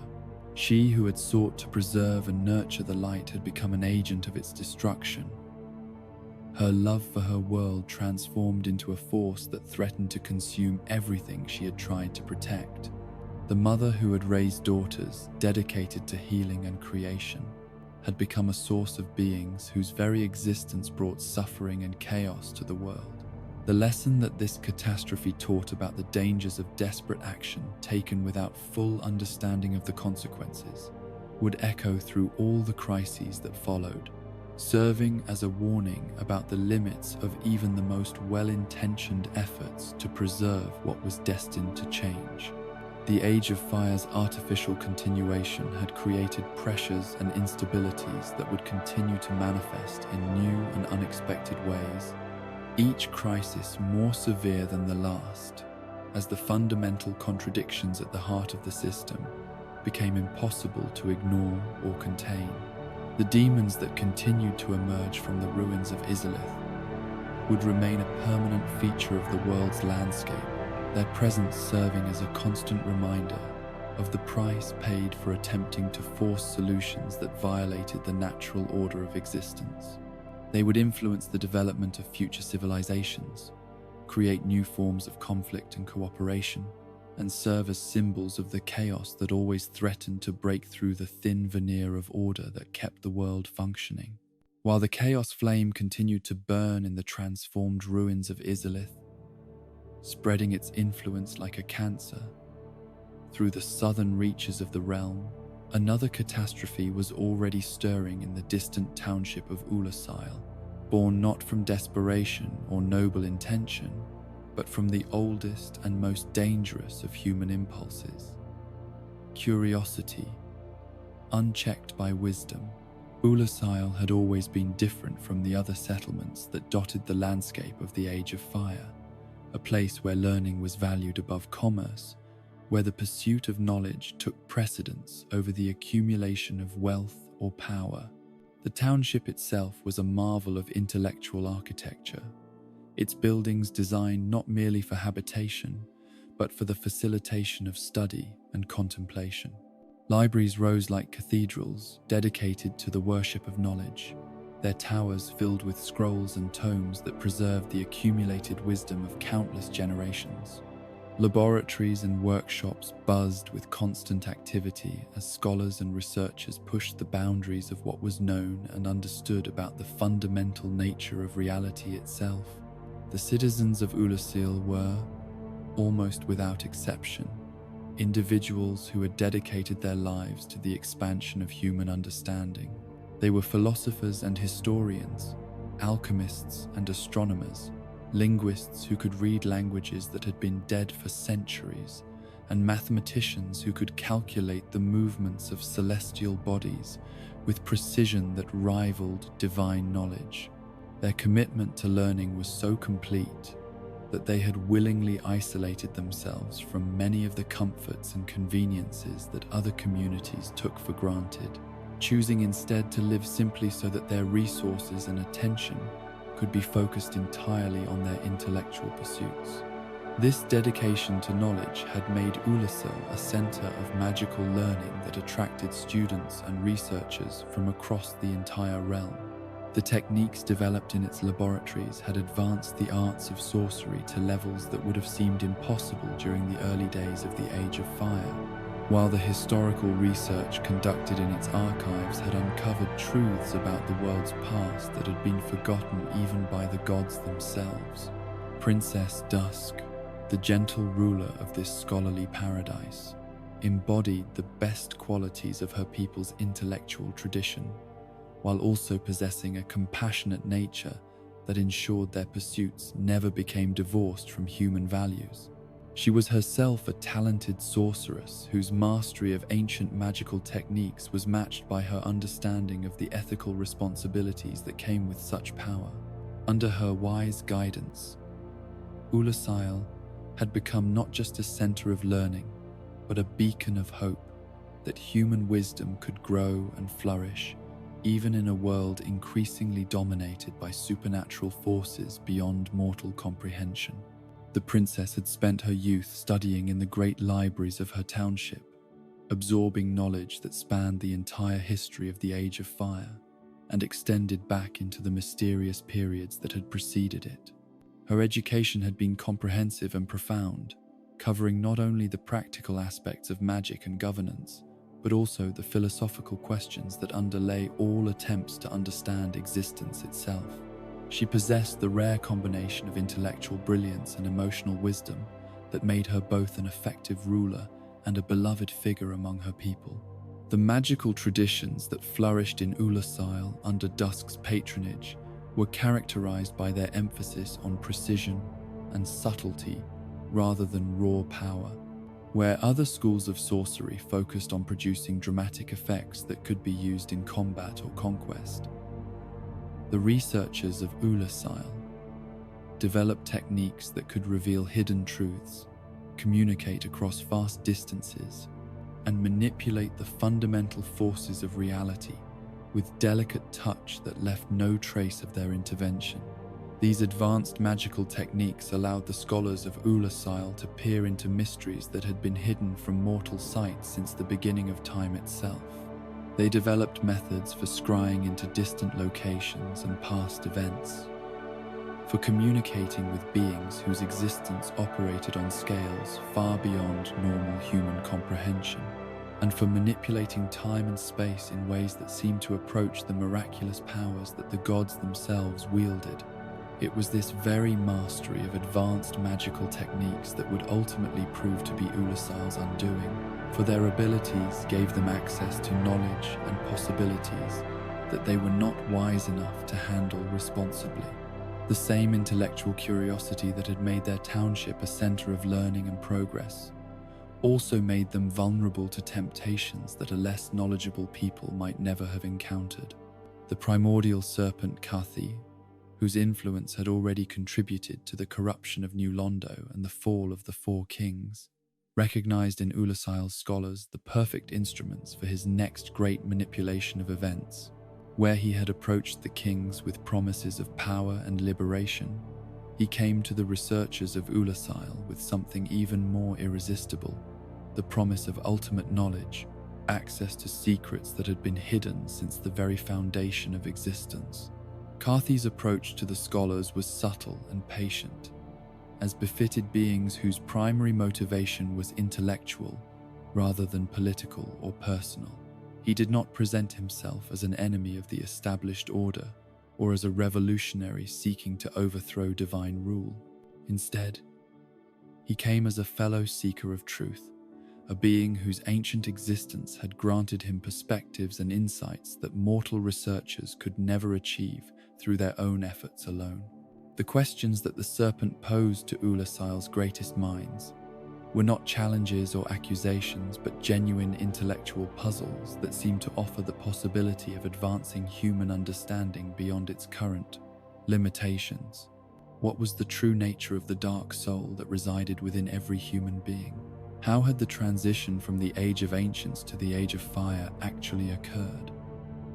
And what forces had been responsible for bringing disparity into existence? Were there other ages that had preceded the grey world of the dragons? Other cycles of existence that had been forgotten in the mists of prehistoric time? These questions touched upon the deepest mysteries that had always fascinated the scholars of Oolacile, problems that they had been working to solve for generations without ever making significant progress.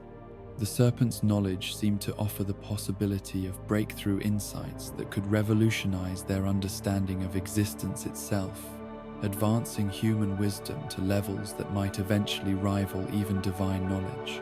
The specific mystery that Cathay brought to their attention was one that had tantalized researchers for centuries: the identity and nature of the being known as the primeval man, whose grave lay hidden somewhere beneath their own township. Ancient records suggested that this figure had played a crucial role in the earliest days of human existence, perhaps even predating the discovery of the dark soul by the furtive pygmy. But the location of his resting place had been lost to time, and the few references to him in surviving documents were cryptic and contradictory. Caith claimed to possess knowledge that could help them locate this ancient grave, and suggested that examining the primeval man's remains might provide insights into the fundamental nature of humanity itself. Such knowledge would not only satisfy their intellectual curiosity, but could also contribute to their understanding of how human society might develop and evolve in the centuries to come. The serpent presented this proposition not as a request for them to perform some service for him, but as an opportunity for them to achieve the kind of scholarly breakthrough that every researcher dreams of accomplishing. The scholars of Oolacile approached this new project with the same methodical care and intellectual rigor that characterized all their research endeavors. They spent months analyzing the ancient documents that mentioned the primeval man, correlating different accounts, and attempting to extract reliable information from sources that had been corrupted by centuries of copying and recopying. They developed new techniques for dating and authenticating historical materials, creating tools that allowed them to distinguish between genuine ancient sources and later additions or modifications. The search for the actual location of the grave required not only historical research, but also practical applications of their advanced magical techniques. They used scrying spells to examine the underground structures beneath Oolacile, mapping chambers and passages that had been sealed and forgotten for longer than anyone could remember. They developed new forms of divination that could detect traces of ancient magical activity, following faint traces of power that led them deeper and deeper into the earth beneath their township. Princess Dusk herself participated in this research, her natural talents for advanced sorcery making her invaluable in the practical aspects of the search, while her position as ruler ensured that the project received all the resources and support it needed. She worked alongside her most trusted advisors and researchers, sharing in both the excitement of discovery and the growing anticipation that they were on the verge of making a breakthrough that would transform their understanding of their own origins and nature. The chamber that they eventually discovered, hidden in depths so profound that they seemed to exist in a different realm entirely from the familiar world above, was unlike anything that any of them had ever encountered. The architecture was ancient beyond easy comprehension, its style predating not only the Age of Fire but even the grey world of the Age of Ancients. The walls were covered with inscriptions in languages that none of their linguists could decipher, while the air itself seemed thick with magical energies that had been accumulating undisturbed for eons beyond counting. At the center of this mysterious chamber lay a simple stone sarcophagus, its surface unmarked by any decoration or inscription, but radiating a sense of profound significance that made every researcher who approached it feel that they were in the presence of something monumentally important. The sarcophagus was sealed not with physical barriers, but with magical wards of such complexity and power that unraveling them became a research project that occupied the township's greatest minds for months. The process of unsealing the tomb required not only technical expertise in magical manipulation, but also a deep understanding of the philosophical and spiritual principles that had guided its original construction. Each ward had to be approached as a puzzle that tested not just the researchers' knowledge, but their wisdom and moral understanding. The creators of these protections had clearly intended that only beings of sufficient intellectual and ethical development would be able to overcome them. Working together in shifts that continued around the clock, the scholars of Oolacile gradually dismantled the complex system of magical protections that guarded the primeval man's rest. Each barrier that they overcame revealed new layers of complexity beneath, creating a challenge that seemed to grow more difficult rather than easier as they progressed. But their determination and collaborative efforts eventually proved sufficient to overcome even these ancient and sophisticated defenses. The moment when the final seal was broken and the sarcophagus began to open was one of tremendous anticipation and excitement for everyone involved in the project. They expected to find the preserved remains of an ancient human whose examination might provide unprecedented insights into the early history of their species. They were prepared for the possibility that the body might have been transformed by its long exposure to powerful magical forces, or that it might contain artifacts or inscriptions that would require careful study and analysis. What they discovered instead was something that challenged every assumption they had made about the nature of their find and the wisdom of their enterprise. The being that stirred within the open tomb was not a peaceful corpse waiting to yield its secrets to scholarly investigation, but a consciousness of immense power and terrible wrath that had been driven to the very edge of madness by the trauma of its forced awakening. Manus, as the ancient records had named him, was indeed the primeval man, but he was far more than just an early example of human development. He was a being who had existed during the transition from the Age of Ancients to the Age of Fire, whose consciousness had witnessed the birth of disparity itself, and whose soul contained within it the accumulated experiences of humanity's entire existence as a species.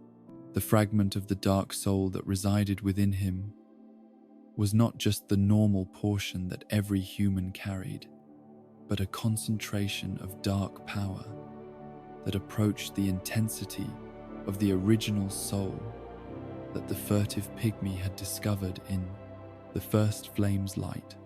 The awakening process, conducted with such scholarly care and intellectual precision, had an effect that none of the researchers could have anticipated or prepared for. Rather than simply returning to consciousness after his long sleep, Manus was driven immediately and completely insane by the sudden transition from peaceful death to violent awakening. The shock of consciousness returning to a mind that had been dormant for eons, combined with the disorientation of awakening in a world that had changed beyond recognition, shattered his sanity entirely.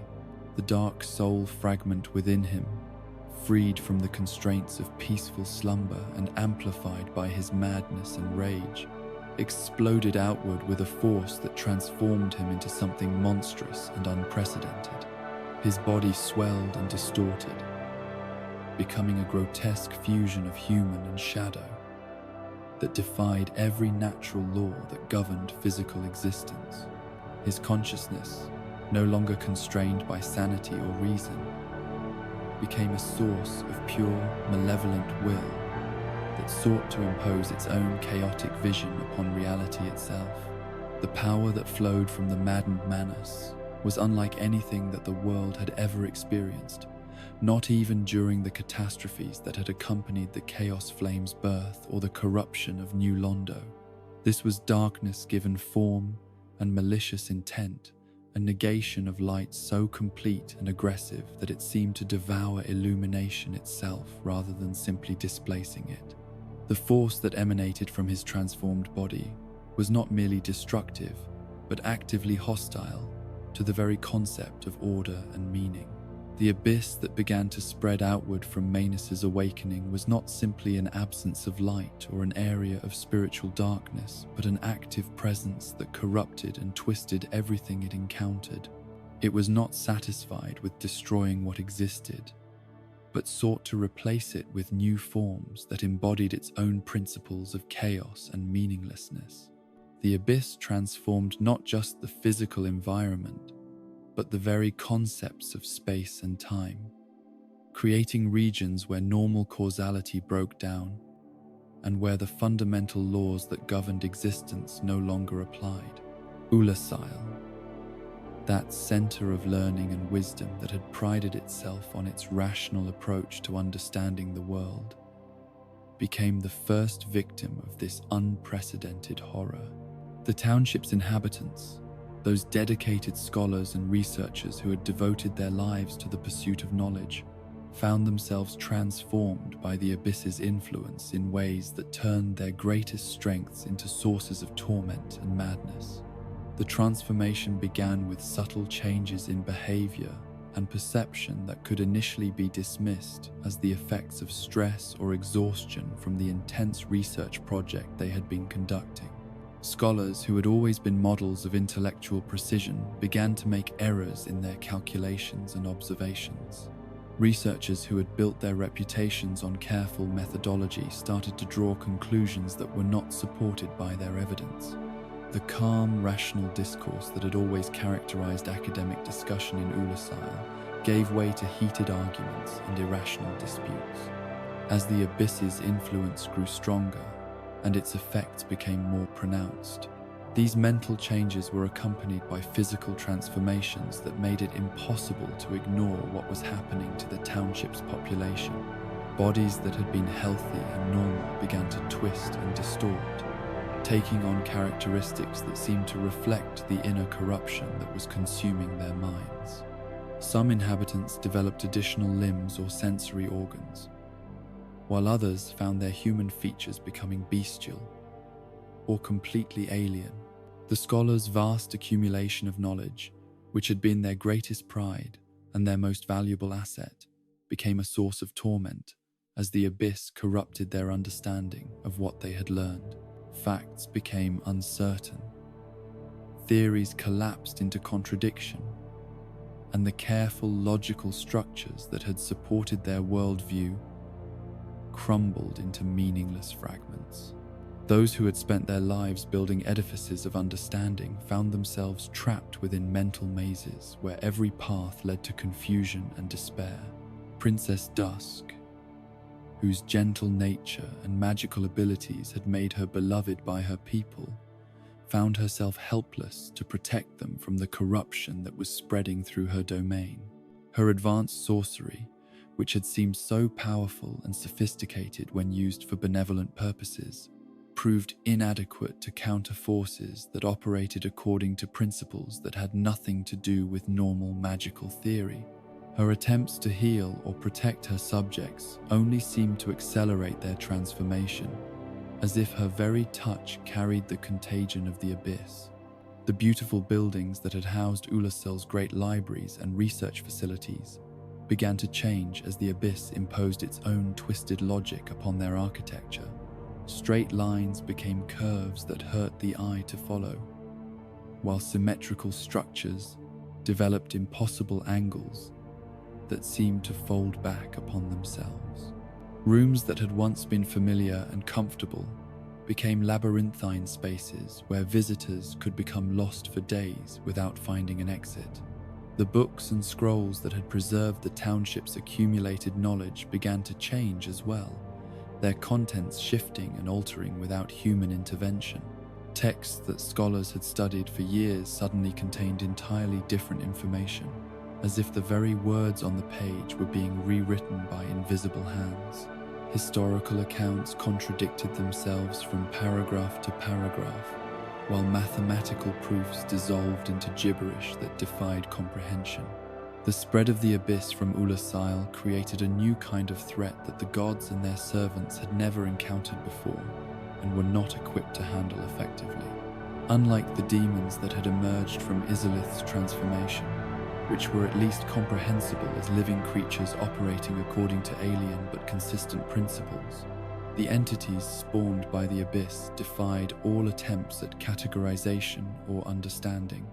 These creatures of pure malice and hunger were driven not by any recognizable motivation or instinct, but by an insatiable need to spread their corruption to everything that remained untainted by the abyss's influence. They moved through the world like living nightmares made manifest, their forms shifting and changing in ways that made them impossible to predict or counter effectively. They could appear as shadows that slipped through the smallest cracks, as monstrous beings of impossible size and strength, or as subtle influences that corrupted from within rather than attacking directly. News of Oolacile's transformation reached Anor Londo through the same networks of communication and intelligence gathering that had brought reports of the previous disasters, but the accounts were so disturbing and contradictory that many initially dismissed them as the products of confused or traumatized witnesses. The idea that an entire township of learned and rational people could be transformed into something alien and hostile seemed to challenge the basic assumptions upon which the divine order was built. But as more reports arrived, each one confirming and elaborating upon the others while adding new details that were even more disturbing than those that had come before, it became impossible to ignore the reality of what was occurring in the distant township. The abyss represented not just another military threat or political challenge, but a fundamental assault upon the very concepts of meaning and order that made civilized existence possible. Among the four knights of Gwyn, it was Artorius who first recognized the magnitude of the threat that the abyss represented and volunteered to investigate the situation in Oolacile. His previous success in containing the corruption of New Londo had established his reputation as the one warrior who could face the forces of darkness on their own terms and emerge victorious. The title of Abysswalker that he had earned through his earlier exploits seemed to mark him as the natural choice for a mission that would require someone capable of traversing realms where normal laws no longer applied. Artorias approached this new challenge with the same combination of courage, skill, and absolute dedication that had made him legendary throughout the realm. He understood that the abyss represented a different kind of enemy than any he had previously faced, but his confidence in his own abilities and his faith in the righteousness of his cause convinced him that even this unprecedented threat could be overcome through sufficient application of determination and martial prowess. The preparations for his mission to Oolacile were more extensive and complex than those that had preceded his earlier adventures, reflecting both the increased danger of his destination and the lessons that had been learned from previous encounters with supernatural corruption. His equipment was enhanced with new enchantments designed specifically to protect against the types of influence that the abyss was known to exert, while his training included techniques for maintaining mental clarity and spiritual purity in environments where such qualities were under constant assault.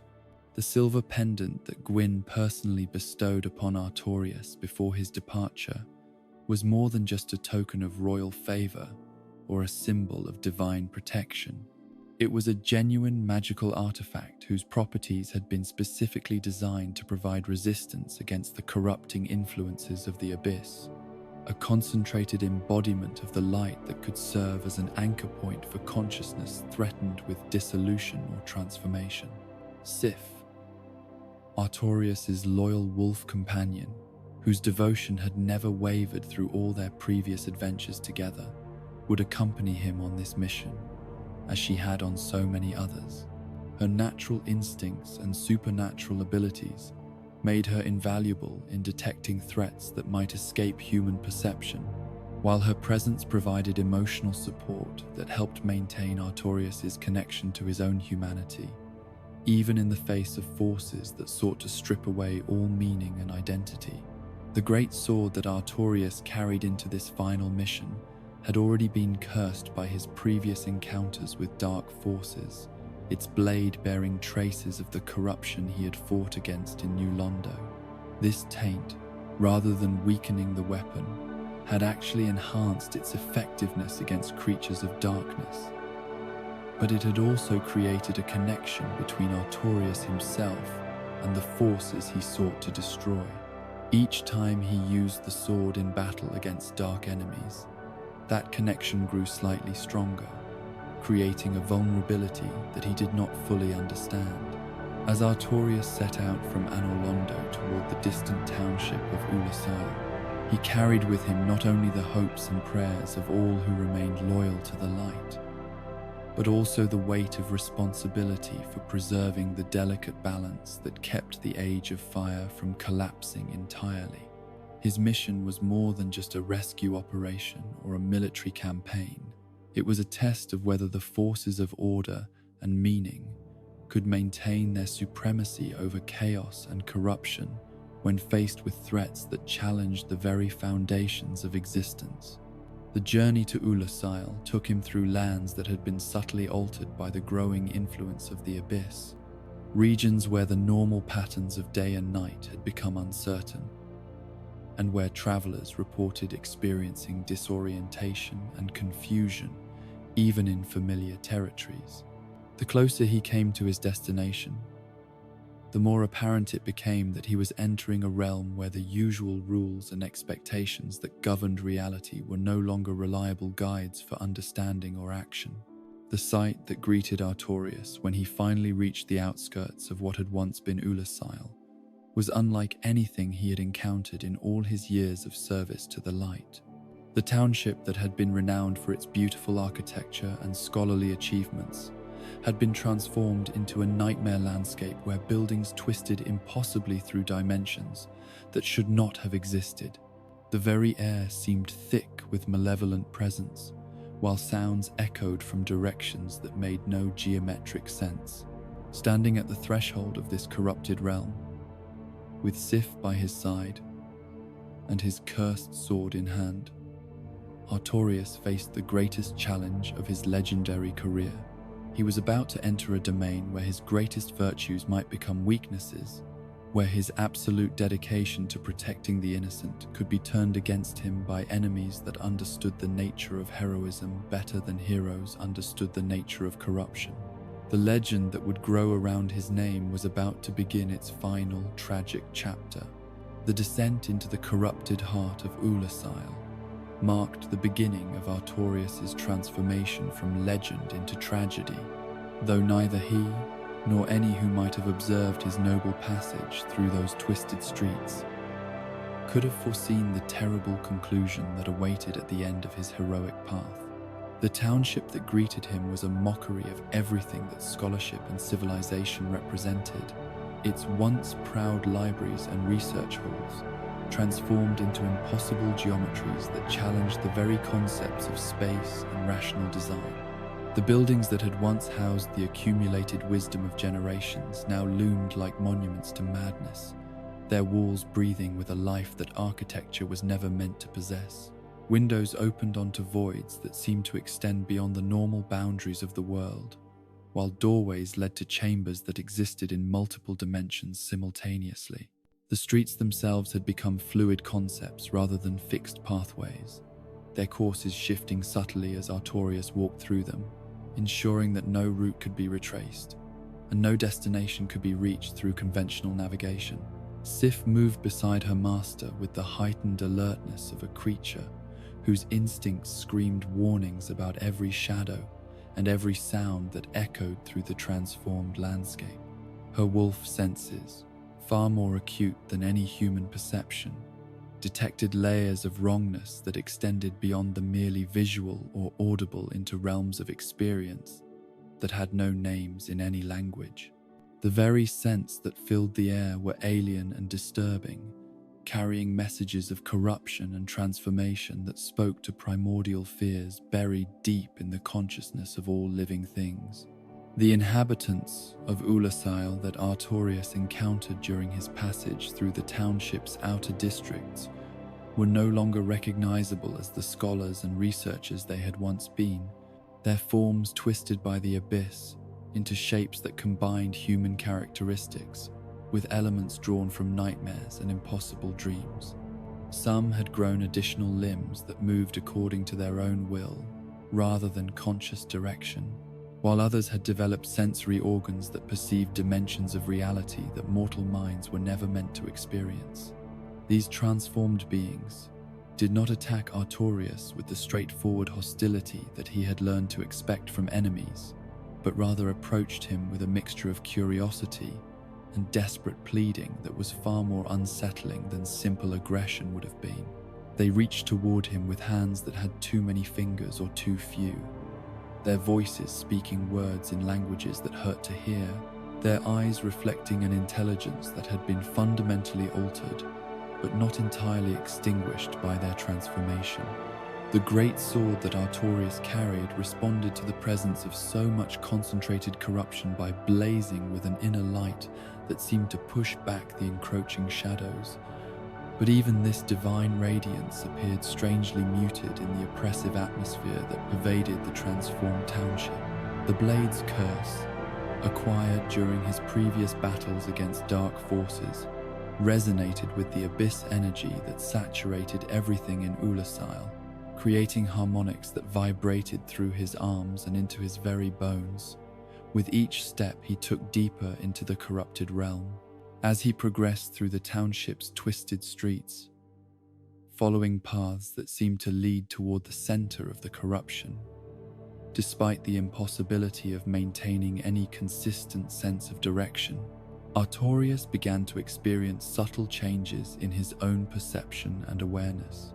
The silver pendant that Gwyn had given him provided protection against the most direct forms of abyssal influence, but it could not completely shield him from the gradual erosion of certainty and clarity that characterized exposure to forces that operated outside the normal frameworks of existence. The memories of his previous victories and the clear sense of purpose that had always guided his actions began to feel less solid and reliable, as if they were stories he had heard, rather than experiences he had lived. The distinction between his own thoughts and the whispers that seemed to emerge from the shadows around him became increasingly difficult to maintain, while the familiar weight of his armor and weapons started to feel foreign and uncomfortable against his skin.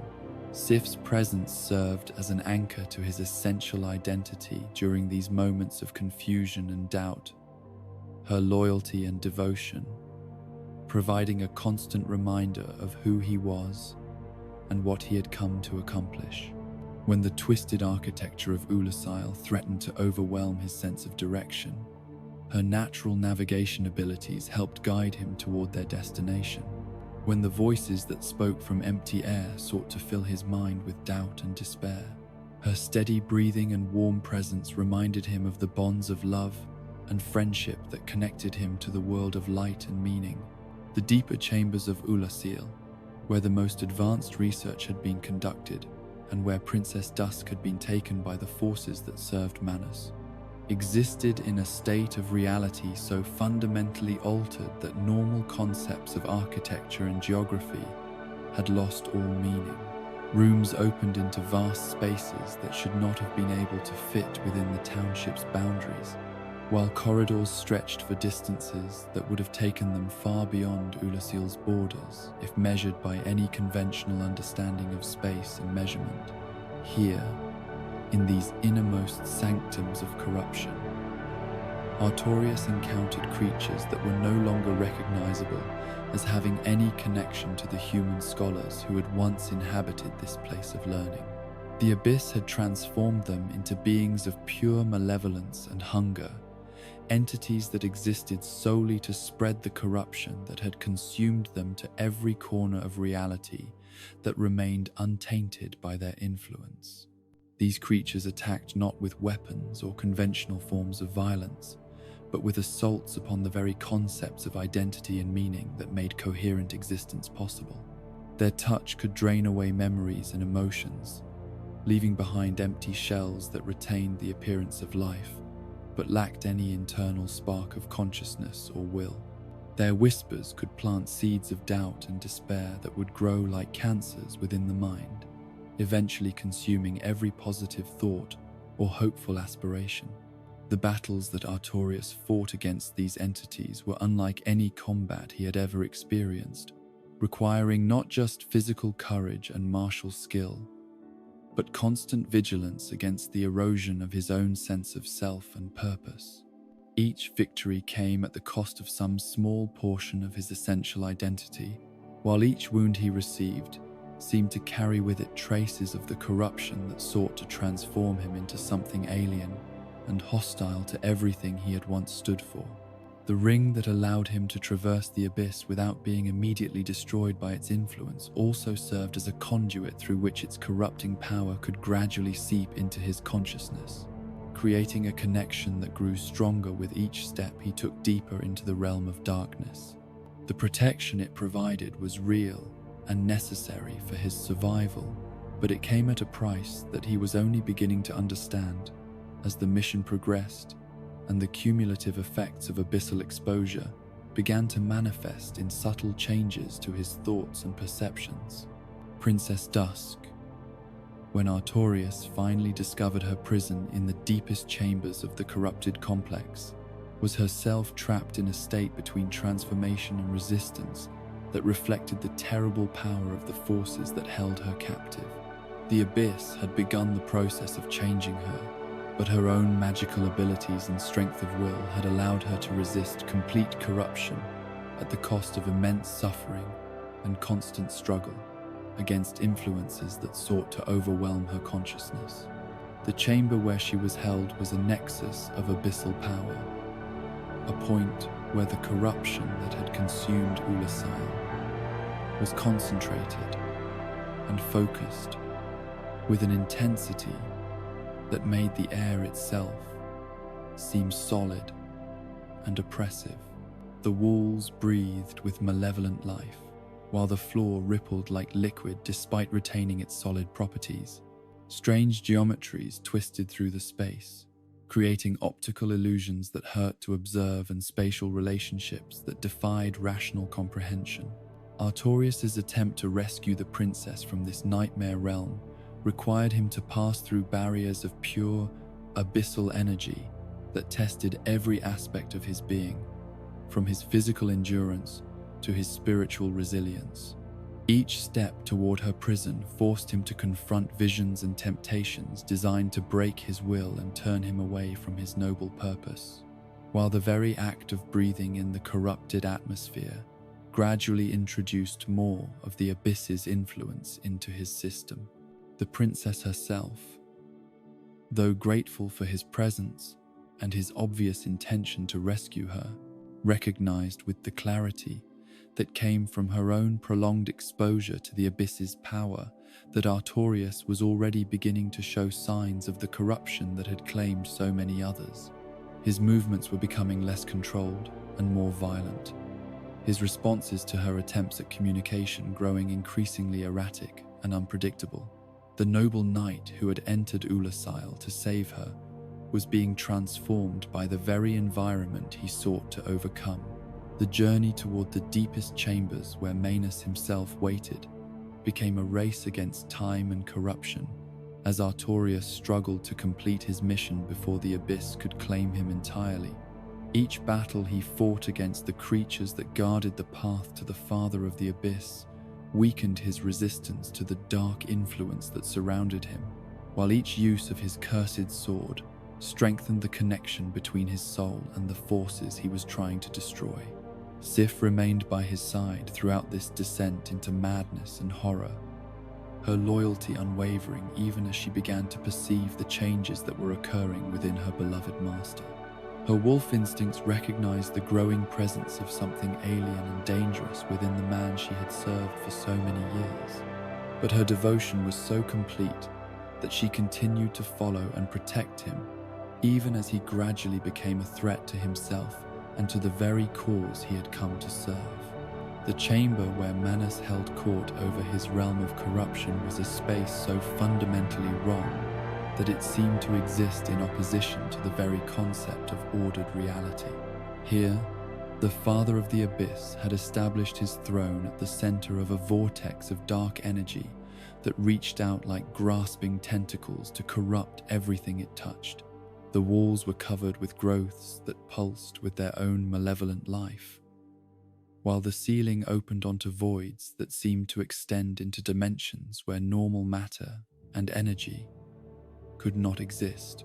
Manus himself had grown beyond any recognizable human form, his body swollen and distorted by the concentrated power of the dark soul fragment that had driven him to madness.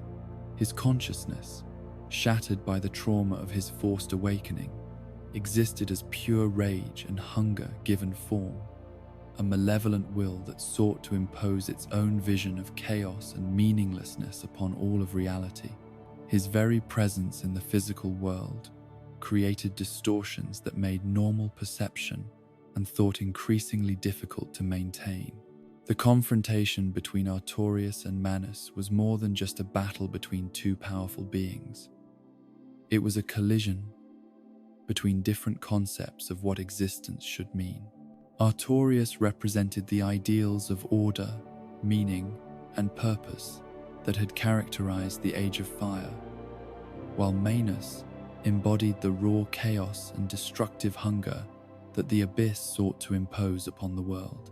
Their conflict was simultaneously physical and spiritual, each blow struck and parried carrying implications that extended far beyond the immediate moment of combat. The fight itself was brutal and desperate, pitting Artorius' skill and determination against an enemy whose power had been magnified by madness and corruption to levels that approached the divine. Manus fought not with weapons or conventional tactics, but with the raw force of reality distortion, reshaping the battlefield itself to create advantages that no amount of martial training could have prepared Artorius to counter effectively. The Father of the Abyss could stretch his massive form across impossible distances, striking from directions that should not have existed, while simultaneously attacking from multiple positions that defied normal concepts of space and time. His touch could corrupt and transform whatever it encountered, turning Artorius' own strength and noble purpose against him by twisting them into forms that served the Abyss's malevolent agenda rather than the cause of light and justice. As the battle progressed and both combatants sustained wounds that would have been fatal to lesser beings, Artorius began to realize that his enemy's power was not diminishing, but actually growing stronger through their conflict. Each blow he landed seemed to feed Manus' rage and increase his connection to the abyssal forces that sustained him, while every injury Artorius received introduced more corruption into his system and weakened his resistance to the dark influence that sought to claim him. The moment when Artorius' sword arm was shattered by one of Manus' devastating attacks marked the turning point of the battle and the beginning of the knight's final transformation from hero to victim. The injury was not merely physical but spiritual, as the blow carried with it enough abyssal energy to overwhelm the protections that had shielded him from complete corruption. The pain and shock of the wound created an opening through which the darkness could pour into his consciousness like a flood. With his dominant arm rendered useless and his primary weapon beyond his ability to wield effectively, Artorius faced a choice that would define not only the remainder of the battle, but the ultimate meaning of his entire life and legend. He could retreat and attempt to preserve what remained of his sanity and identity, abandoning Princess Dusk and allowing the abyss to continue its expansion unchecked. Or he could continue fighting despite his injuries, knowing that doing so would almost certainly result in his own corruption and transformation into the very thing he had come to destroy.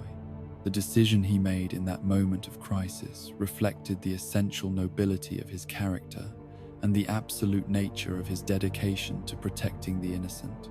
Rather than seeking to preserve himself, Artorius chose to use his remaining strength and sanity to ensure that Sif would survive the encounter, even if he himself could not. Using his last moments of clear thought and purposeful action, he carefully positioned his great shield around his loyal companion, creating a barrier of divine protection that would preserve her from the corruption that he could feel consuming his own consciousness. This final act of heroism, performed not for glory or recognition, but from pure love and devotion to a faithful friend, represented the culmination of everything that had made Artorius a true champion of light, even as the abyss claimed his body and mind, transforming him into something monstrous and alien. The essential goodness of his nature shone through in his determination to save the one being whose welfare meant more to him than his own survival or reputation. The transformation that followed was both gradual and inexorable, as the abyssal corruption that had been held at bay for so long finally overwhelmed his defenses and began reshaping his consciousness according to its own malevolent design. The noble thoughts and pure intentions that had guided his actions throughout his life were slowly replaced by alien impulses and dark desires that he would never have recognized as his own during his days of sanity and purpose. Sif, protected within the barrier of divine light that her master had created with his final heroic gesture, could only watch in horror as the knight she had served and loved for so many years gradually became something unrecognizable and terrible. The man who had been her companion and protector was still physically present, but the consciousness that animated his form was no longer the gentle and courageous soul she had known. In his place was something driven by the same chaotic hunger that characterized all creatures claimed by the abyss. The corrupted Artorius who emerged from this transformation retained his physical prowess and combat skills, but these abilities were now directed by a mind that had lost all connection to the values and purposes that had once given them meaning. He became a guardian of the very corruption he had come to destroy, his presence in the depths of Oolacile, serving to protect Manus and the abyss from any future attempts at intervention or rescue. The irony of this transformation was perhaps the cruelest aspect of the entire tragedy, as the knight who had been renowned for his ability to walk through the abyss and emerge victorious became instead a permanent resident of the darkness he had fought against for so long.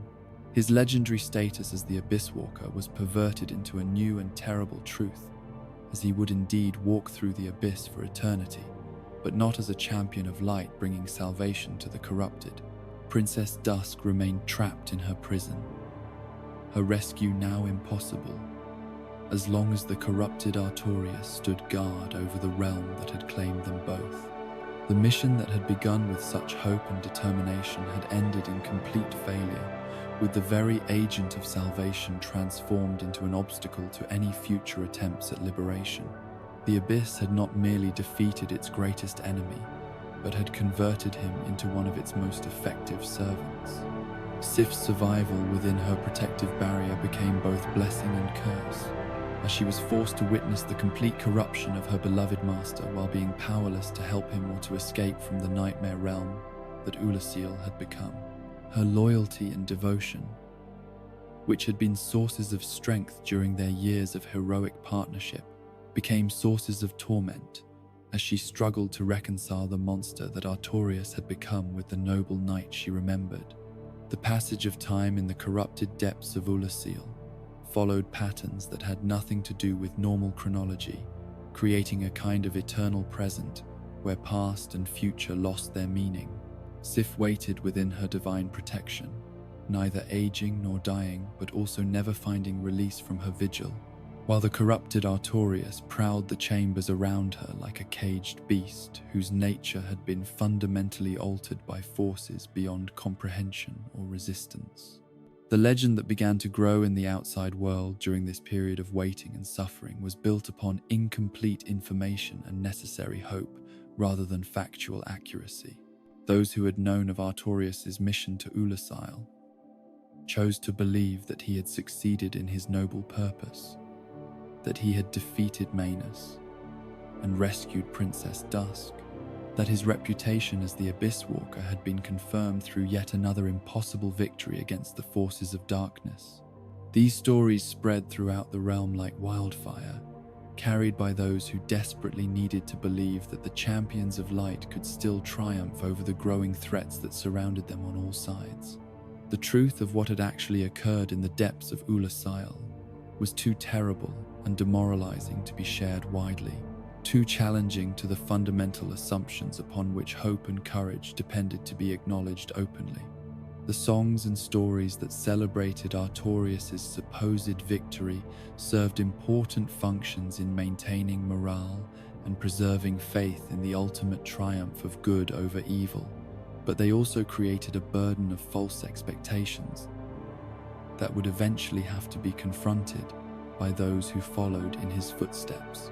The legend of the heroic Abysswalker, who could not be corrupted or defeated, became a standard against which future champions would be measured, creating pressures and responsibilities that no mortal being could reasonably be expected to fulfill. The corrupted knight who wandered the depths of Oolacile bore little resemblance to the hero whose name was being celebrated in taverns and great halls throughout the realm. His movements had become erratic and violent, his once precise combat techniques transformed into wild and uncontrolled attacks that reflected the chaotic nature of the force that now drove him. The grace and nobility that had characterized his bearing during his years of service to the light had been replaced by a predatory alertness that suggested constant readiness for violence and destruction. Yet, even in his corrupted state, traces of his original nature occasionally surfaced in moments of clarity that were all the more tragic for their brief duration and inevitable disappearance. Sometimes he would pause in his restless prowling and stand motionless for hours, as if struggling to remember something important that remained just beyond the reach of his transformed consciousness. Sometimes his corrupted eyes would focus on Sif's protective barrier with an expression that suggested recognition and sorrow, though these moments never lasted long enough for any meaningful connection to be re-established. The abyss that had claimed Artorius continued to spread its influence through the surrounding regions, using him as both guardian and conduit for its corrupting power. His presence in the depths of Oolacile served to anchor the darkness in the physical world, creating a permanent foothold from which it could continue its assault on the ordered reality of the Age of Fire.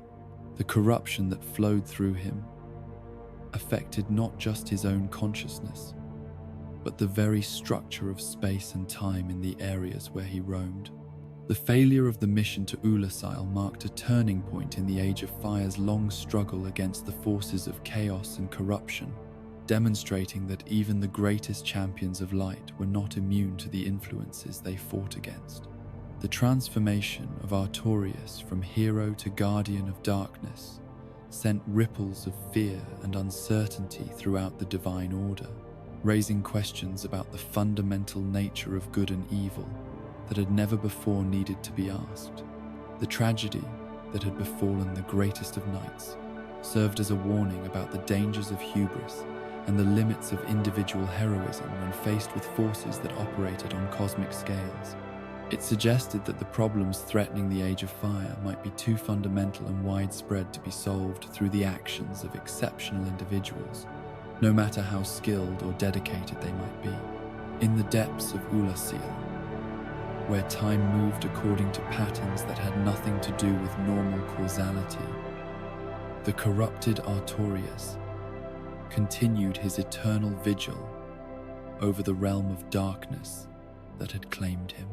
His legend in the outside world grew brighter and more inspiring with each telling, while the reality of his condition grew darker and more hopeless with each passing moment. The gulf between myth and truth widened steadily, creating the conditions that would eventually require someone else to bridge that gap through actions that would honor both the legend and the tragic reality it concealed. The chosen undead who would eventually unravel the truth behind Artorius' legend arose from circumstances that seemed to echo the very patterns of sacrifice and awakening that had defined the Age of Fire since its troubled days' inception.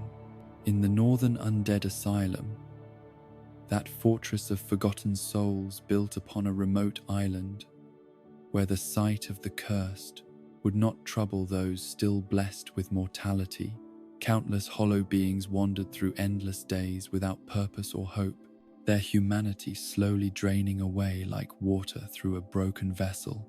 Among these lost souls, one particular undead had spent years in the same dreamlike stupor that characterized all of the asylum's residents.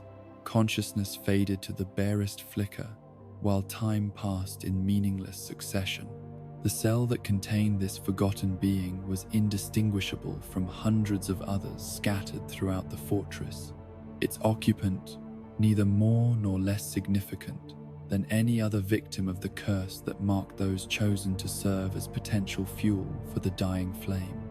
The intervention that changed everything came through a hole in the cell's ceiling, as a corpse fell from the heights above, its lifeless form bearing the key that would unlock not just physical barriers, but a destiny that would reshape the fundamental nature of existence itself. The dead knight who brought this gift wore the heraldry of Astora, suggesting that his arrival was not mere chance, but the result of some greater design that operated beyond the understanding of those trapped within the asylum's walls. The chosen undead's escape from their cell marked the beginning of a journey that would lead through trials and revelations far beyond anything that could have been anticipated by one whose existence had been reduced to the simple persistence of cursed life.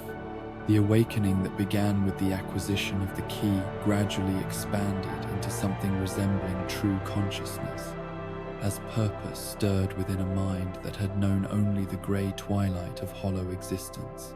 The path through the asylum's corridors led past countless other cells containing undead who had succumbed completely to the hollowing process, their forms still moving but their consciousness long since extinguished. These hollow shells served as grim reminders of what awaited all who bore the dark sign if they failed to find meaning and purpose sufficient to resist the curse's inexorable drain upon their essential humanity. The Knight of Astora, discovered in his final moments within the asylum's depths, shared with the newly awakened undead the prophecy that had guided his own actions and brought him to this remote fortress at the cost of his life. His words spoke of an ancient legend that told of one undead who would be chosen to undertake a pilgrimage to the land of ancient lords, to ring the bell of awakening, and to learn the fate that awaited all who bore the curse of undeath. This prophecy, cryptic in its specific details, but clear in its implication of cosmic significance, provided the chosen undead with the sense of purpose that distinguished meaningful existence from mere survival. The knowledge that their awakening was not random but part of a larger pattern gave weight and direction to actions that might otherwise have seemed arbitrary or pointless.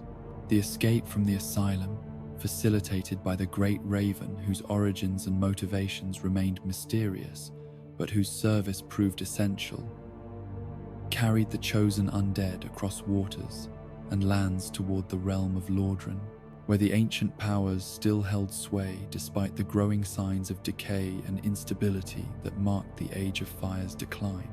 The flight provided a perspective on the world's condition that revealed both its remaining beauty and the spreading corruption that threatened to consume everything that remained untainted. Firelink Shrine, where the chosen undead was deposited by their mysterious benefactor, served as a nexus point where the complex currents of fate and prophecy converged in ways that were not immediately apparent but would gradually reveal themselves as events unfolded. The shrine's ancient stones had witnessed countless arrivals and departures, each one representing another chapter in the ongoing story of the Age of Fire's struggle to maintain itself against forces that grew stronger with each passing year. The firekeeper who tended the shrine's central bonfire embodied the quiet heroism that characterized those who chose service over personal advancement, her wordless dedication providing comfort and restoration to all who sought refuge within the shrine's protective boundaries. Her presence served as both anchor and inspiration, reminding visitors that nobility could be found in simple acts of caring as much as in grand gestures of heroic sacrifice. The other inhabitants of Firelink Shrine represented different aspects of the undead experience, and the various ways that individuals could respond to the curse that marked them as potential sacrifices for the greater good. Some maintained their sanity through dedication to causes larger than themselves, while others struggled with despair and cynicism born from too much knowledge of the world's true condition. The crestfallen warrior, whose presence cast a shadow of melancholy over the shrine's otherwise hopeful atmosphere, served as a living reminder of how even the most well-intentioned efforts could be worn down by the accumulated weight of failure and disappointment. His warnings about the true nature of the chosen undead's destiny were motivated not by malice, but by a genuine desire to spare another soul the pain that came with learning certain truths about the world's condition. The revelation that the prophecy spoke not of one bell of awakening, but of two transformed the chosen undead's understanding of their mission from a simple pilgrimage to a more complex undertaking that would test their resolve in ways that could not be easily anticipated. The bell's locations, one above in the undead parish and one below in the poisonous depths of Blighttown, represented different aspects of the spiritual journey that awaited all who sought to understand the true nature of their curse and their role in the cosmic order. The journey to ring the first bell led through the undead burg, where the remnants of what had once been a thriving commercial district now served as a maze of danger and decay, populated by hollow beings who had once been citizens with names and purposes and dreams. The contrast between what these places had been and what they had become served as a constant reminder of the price that the Age of Fire's artificial extension had exacted from the world and its inhabitants. The undead parish, with its magnificent cathedral reaching toward heavens that seemed increasingly distant and unresponsive, represented the persistence of faith and hope, even in the face of overwhelming evidence that the divine order was failing to fulfill its promises. The clergy who maintained their rituals and devotions, despite the obvious signs of decay, demonstrated a form of courage that was perhaps more admirable than the spectacular heroism celebrated in songs and stories. The bell gargoyles that guarded the first bell of awakening were creatures bound by duty to protect sacred spaces from those who would disturb or desecrate them, their loyalty to their original purpose remaining absolute, even as the world around them changed in ways that made that purpose increasingly questionable. Their battle with the chosen undead was not motivated by evil intent, but by an honest dedication to their role as guardians of divine mysteries. The ringing of the first bell sent vibrations through the air that seemed to awaken forces that had been dormant for centuries, confirming that the chosen undead's actions were indeed part of a larger pattern, whose full significance remained hidden but whose power was undeniable. The sound carried within it echoes of ancient purposes and forgotten promises, suggesting that the simple act of bell ringing was actually the initiation of processes whose ultimate consequences could not be predicted or controlled. The descent toward Blighttown, and the second bell of awakening led through the depths, where the accumulated refuse and forgotten spaces of civilization had created an environment that was hostile to most forms of life. The creatures that inhabited these underground passages had adapted to conditions that normal beings could not survive, their forms twisted by exposure to the toxins and corruption that seeped down from the world above. Blighttown itself was a testament to human adaptability and the will to survive even in conditions that seemed designed to make life impossible. The ramshackle structures that clung to the cavern walls represented a kind of civilization that had adapted to circumstances rather than trying to impose order upon them, creating communities that functioned according to principles very different from those that governed the world above. The inhabitants of Blighttown had developed immunities and capabilities that allowed them to thrive in an environment that would quickly kill most visitors. But these adaptations had come at the cost of isolation from the broader world and the kind of life that most would consider normal or desirable. Their society was harsh but functional, stripped of unnecessary ornaments, and focused entirely on the practical requirements of survival. The path through Blighttown's toxic environment tested the chosen undead's determination and resourcefulness in ways that pure combat could not, requiring not just courage but also patience and careful planning to navigate hazards that could not be overcome through simple application of force. The journey became a meditation on the nature of perseverance and the different forms that heroism could take when faced with challenges that had no obvious or immediate solutions. The demon ruins that lay beneath Blighttown represented the legacy of the Witch of Izalith's failed attempt to recreate the first flame, their transformed landscape serving as a permanent reminder of the dangers that accompanied even the most well-intentioned efforts to force solutions to cosmic problems. The environment had been shaped by chaos into forms that challenged normal understanding of how reality should function, creating spaces where the usual rules of cause and effect no longer applied reliably.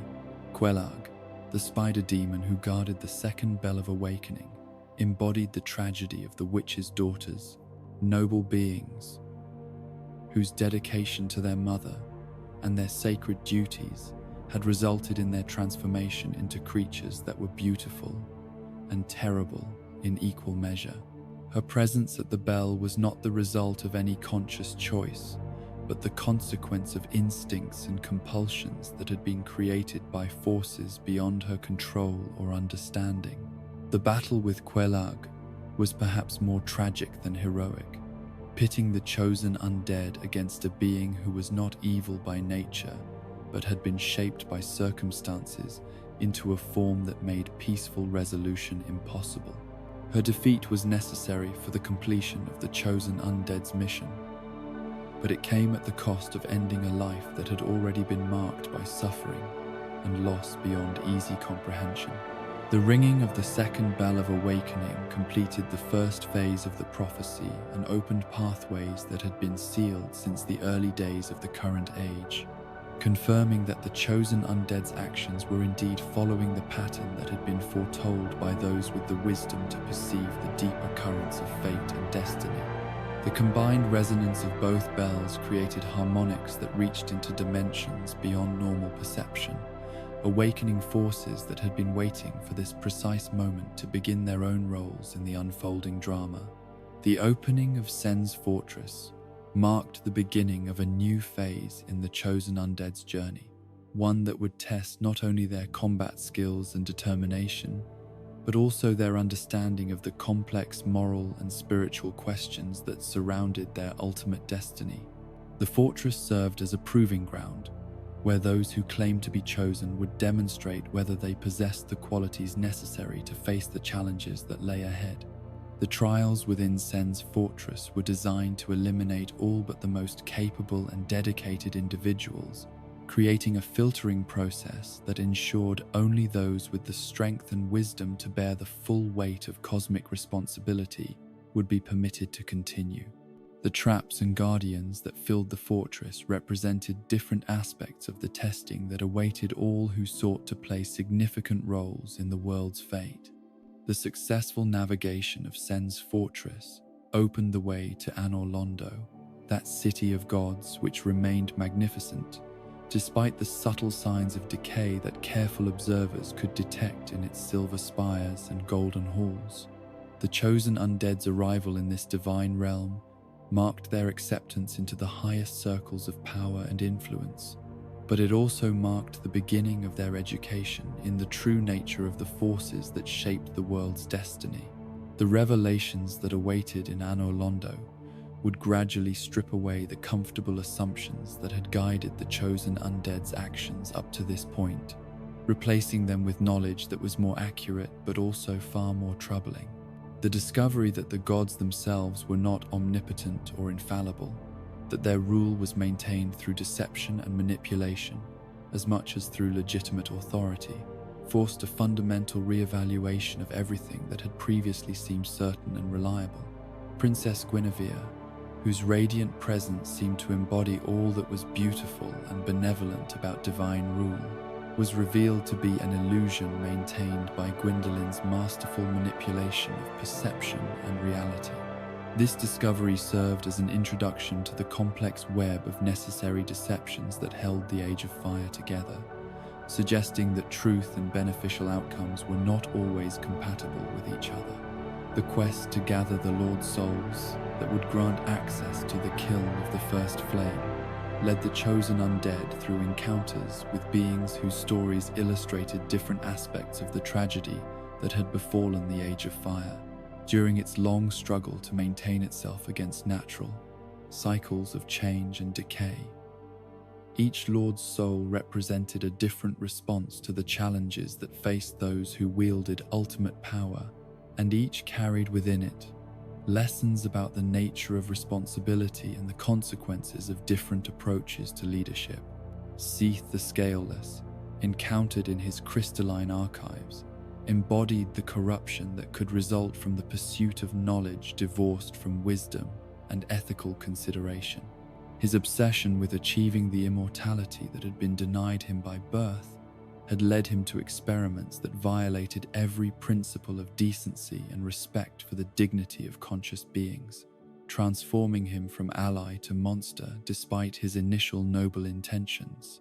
The four kings of New Londo represented the tragedy of good intentions corrupted by external influence and the temptation of power that seemed to offer solutions to intractable problems. Their fall to the influence of the primordial serpent Cather demonstrated how even the most virtuous leaders could be led astray by arguments that appealed to their genuine desire to serve their people while playing upon their fears and insecurities. The bed of chaos, which was all that remained of the Witch of Izalith, after her failed attempt to recreate the first flame, served as a warning about the dangers of desperation and the tendency to seek dramatic solutions when patience and acceptance might be more appropriate responses to seemingly impossible situations. Her transformation from nurturing mother to source of chaotic destruction illustrated how the road to disaster could be paved with the most loving intentions.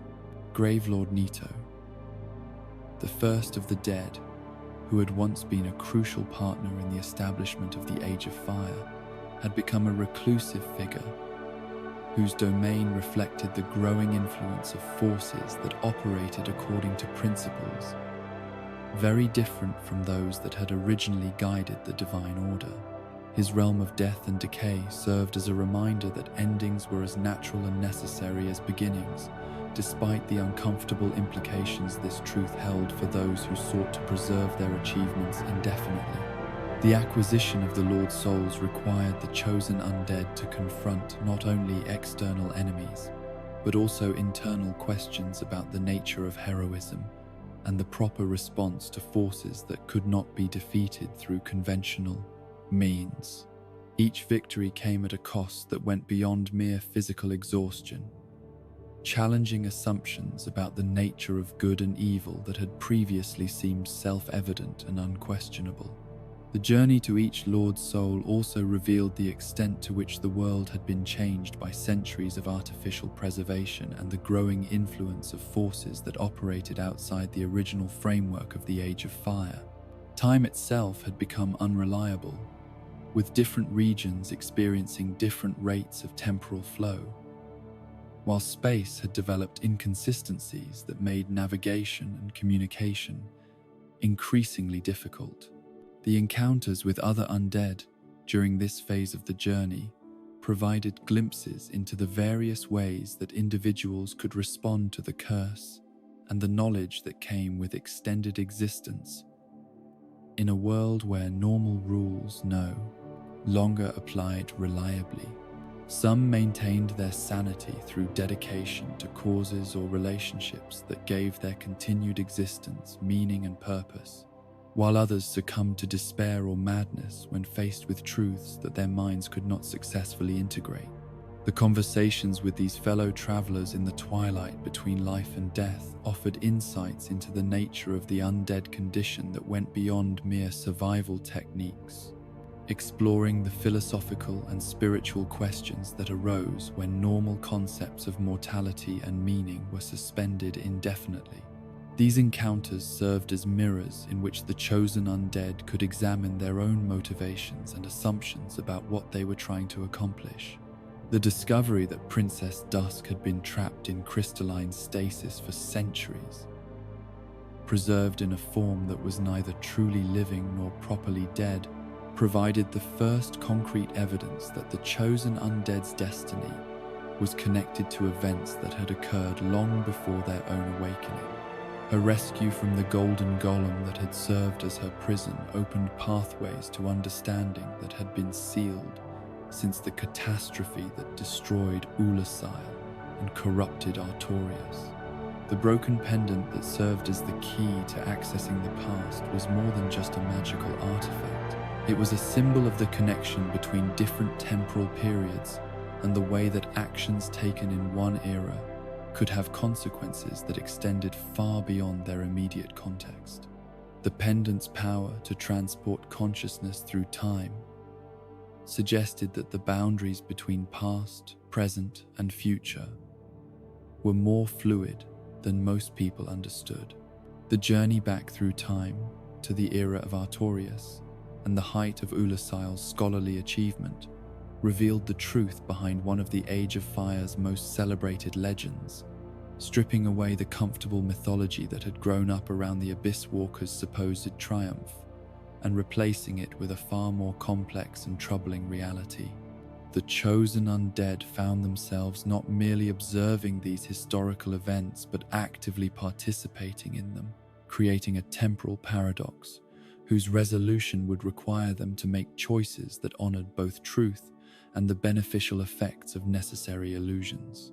The encounter with the corrupted Artorius in the depths of the transformed Oolacile was perhaps the most emotionally challenging moment in the chosen undead's entire journey, forcing them to confront a hero whose legend had inspired countless individuals, but whose reality was a testament to the limitations of even the greatest champions when faced with forces that operated beyond normal understanding.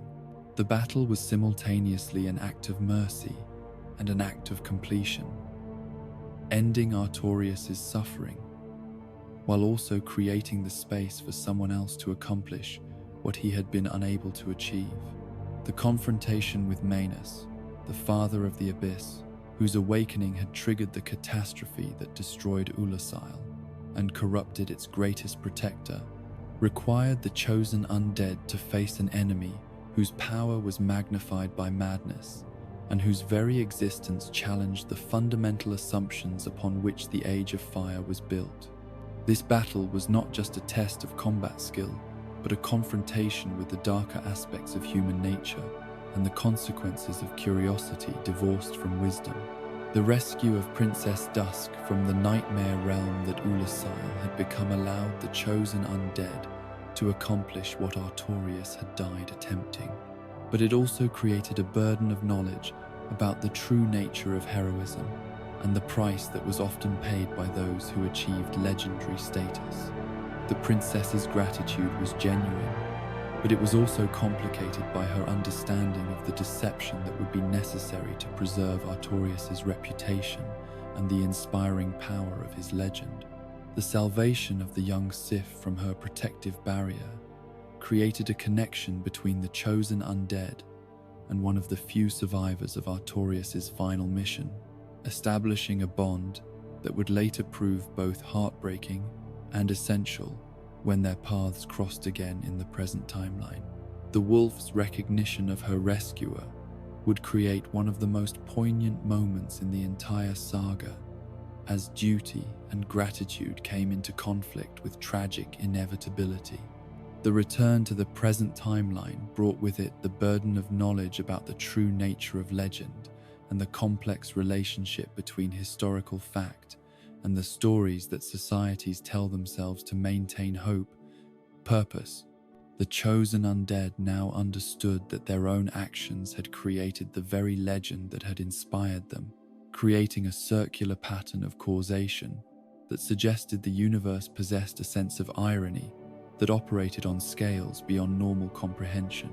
The conversations with characters who had witnessed the chosen undead's actions in the past, but encountered them for the first time in the present, revealed the complex temporal relationships that governed events in a world where the Prondir's normal flow of time had been disrupted by supernatural forces. These interactions served as reminders that actions could have consequences that extended far beyond their immediate context, creating ripple effects that influenced events across centuries and even millennia. The knowledge gained through time travel transformed the chosen undead's understanding of their role in the cosmic order from that of a simple hero following a predetermined path to that of a conscious participant in the creation of the very patterns that seemed to guide their destiny.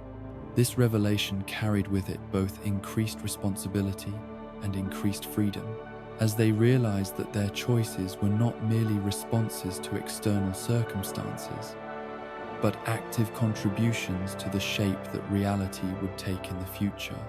The completion of the temporal loop that had begun with their journey to the past marked the end of one phase of their education in the true nature of existence, and the beginning of another that would ultimately lead to choices that would determine not just their own fate but the destiny of the entire world.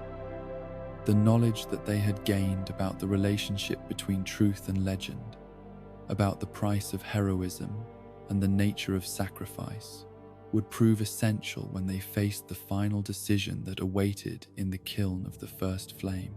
The understanding that legends were often more complex than they appeared on the surface, that heroes could fail in their immediate objectives while still accomplishing something valuable, and that the relationship between past, present, and future was more fluid than most people realized, provided the chosen undead with a perspective that would prove crucial in navigating the challenges that lay ahead.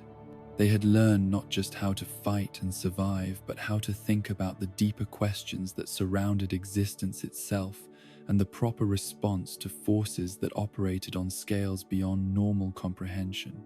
The ripples of Artorius' legend spread far beyond the immediate circumstances of his fall and the chosen undead's intervention, extending through the centuries like stones cast into the still waters of time, creating waves that would eventually reach shores that had never known his name but would come to be shaped by the ideals he represented. The story that grew from the intersection of his noble failure and another's hidden success became something larger than either truth could have achieved alone, a symbol that transcended the specific events from which it emerged. In the generations that followed the chosen undead's completion of their great work, when the immediate crisis of the fading flame had been temporarily resolved through another linking of the fire, the legend of Artorius the Abysswalker continued to evolve and develop new meanings, as each successive age interpreted his story through the lens of their own struggles and aspirations. The tale became a template for understanding how heroism could persist even in the face of apparent defeat, how nobility could survive even the most complete corruption, and how legends could serve purposes that their original subjects never intended or imagined. The knights and warriors who came after the Age of Fire's restoration found in Artorius' story a source of inspiration that went beyond mere admiration for martial prowess or tactical brilliance. His legend spoke to deeper questions about the nature of duty and sacrifice, about the proper response to impossible odds, and about the value of fighting for principles even when victory seemed beyond reach. These themes resonated with individuals who faced their own seemingly insurmountable challenges and needed examples of how honor could be maintained even in the darkest circumstances. The Wolf Knight's legacy manifested most directly in the formation of military orders and brotherhoods that explicitly modeled themselves on his example, seeking to embody the virtues that his story celebrated, while adapting his techniques and philosophies to the specific challenges of their own times. These organizations became centers of excellence in combat training and moral education, places where the practical skills of warfare were taught alongside the ethical principles that distinguished true knights from mere killers. The most significant of these inheritor organizations emerged in the kingdom of Farron, where the legend of Artorius had taken particularly deep root among warriors who specialized in combating the forces of darkness that continued to threaten the stability of the world long after the original crisis had passed. The Abysswalkers, as they came to be known, represented both the highest expression of devotion to Artorius' memory and the most tragic demonstration of how even the noblest intentions could be corrupted by the very forces they sought to oppose. The covenant that bound the Abysswalkers together was unlike any military organization that had previously existed, creating connections between its members that went beyond mere camaraderie or shared purpose to approach something resembling mystical unity. Through a ritual involving wolf's blood, each watcher became linked to all the others in a communion of consciousness that allowed them to share strength, knowledge, and determination in ways that individual warriors could never achieve alone. This wolf's blood communion was more than symbolic homage to Sif's loyalty to her fallen master. It was an attempt to recreate the bond between knight and companion that had made Artorius so effective in his battles against darkness. The Watchers believed that by sharing the essence of the wolf, they could achieve a form of collective heroism that would be more resilient than individual excellence, less vulnerable to the corruption and isolation that had ultimately claimed their legendary predecessor. The Legion, as the Abysswalkers sometimes called themselves, developed fighting techniques that drew inspiration from both Artorius' recorded combat methods and the natural hunting patterns of wolves, creating a style of warfare that emphasized coordination and mutual support rather than individual glory. Their movements in battle resembled those of a pack working together to bring down prey far larger and more dangerous than any single member could face alone. The armor and weapons that the Abysswalkers employed were crafted to channel the spiritual power of their wolf's blood communion, allowing each member of the Legion to draw upon the collective strength of all their brothers when circumstances demanded extraordinary effort. Their swords could ignite with flames that burned with the combined will of the entire organization, while their movements could be coordinated with a precision that seemed to transcend normal limitations of communication and reaction time. For generations, the Abysswalkers fulfilled their mission with a dedication that matched and perhaps even exceeded that of their legendary inspiration. They roamed the countryside in small groups or as individuals, seeking out traces of abyssal corruption wherever they might appear, and eliminating them before they could spread or establish permanent footholds in the material world.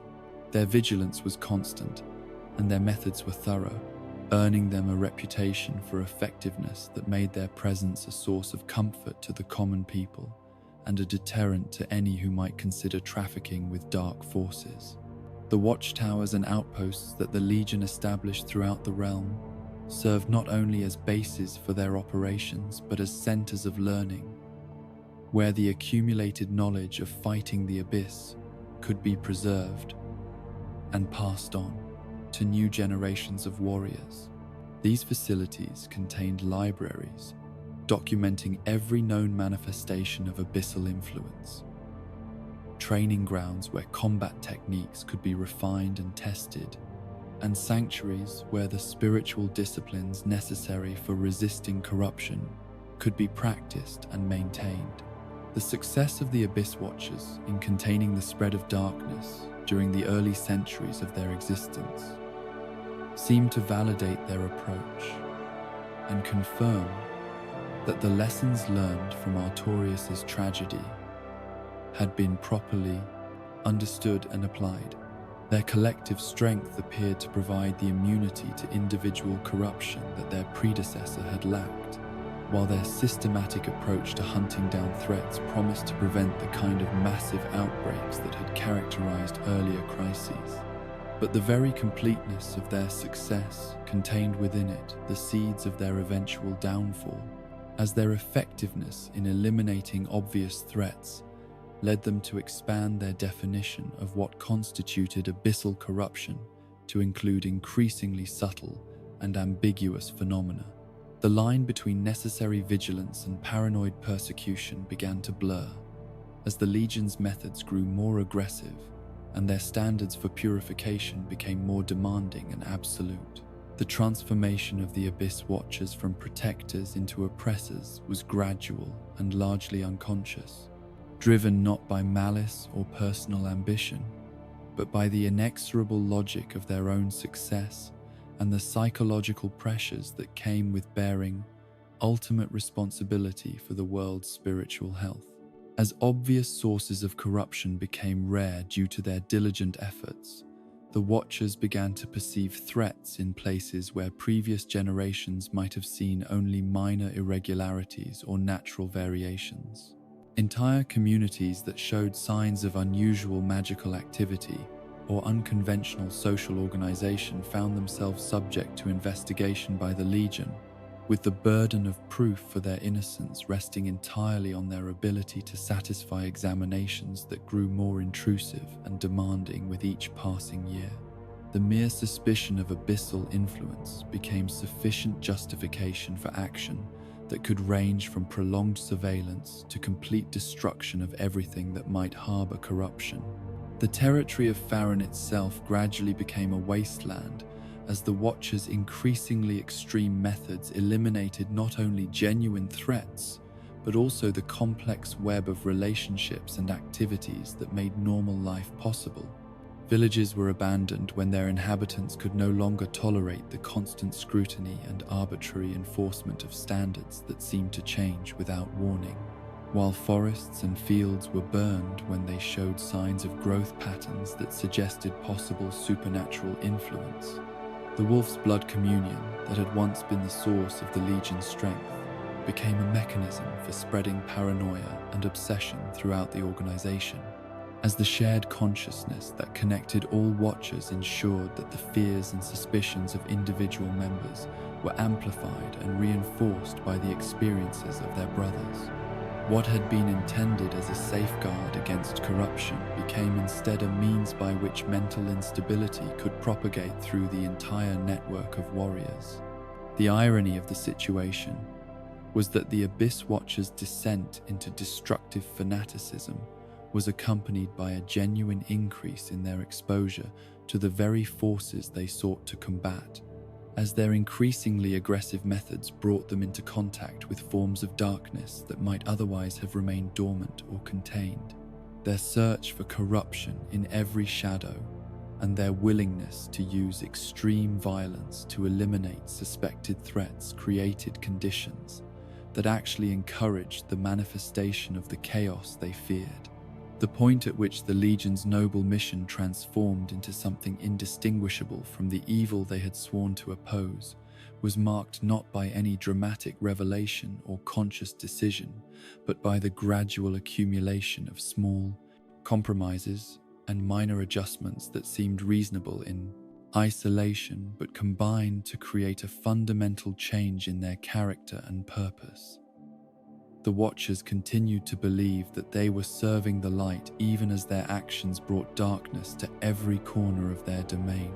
The final phase of the Abysswalker's existence was characterized by internal conflict, as different factions within the Legion developed competing interpretations of their mission and their methods, with some members recognizing that their organization had lost its way, while others doubled down on increasingly extreme approaches to purification. The Wolf's blood communion that had once unified their efforts now carried the contagion of disagreement and hostility throughout their ranks. The civil war that erupted within the Legion was unlike any conflict that had previously occurred in the history of organized warfare, as brothers who had shared consciousness and purpose for decades found themselves compelled to fight against those who had once been closer to them than family members.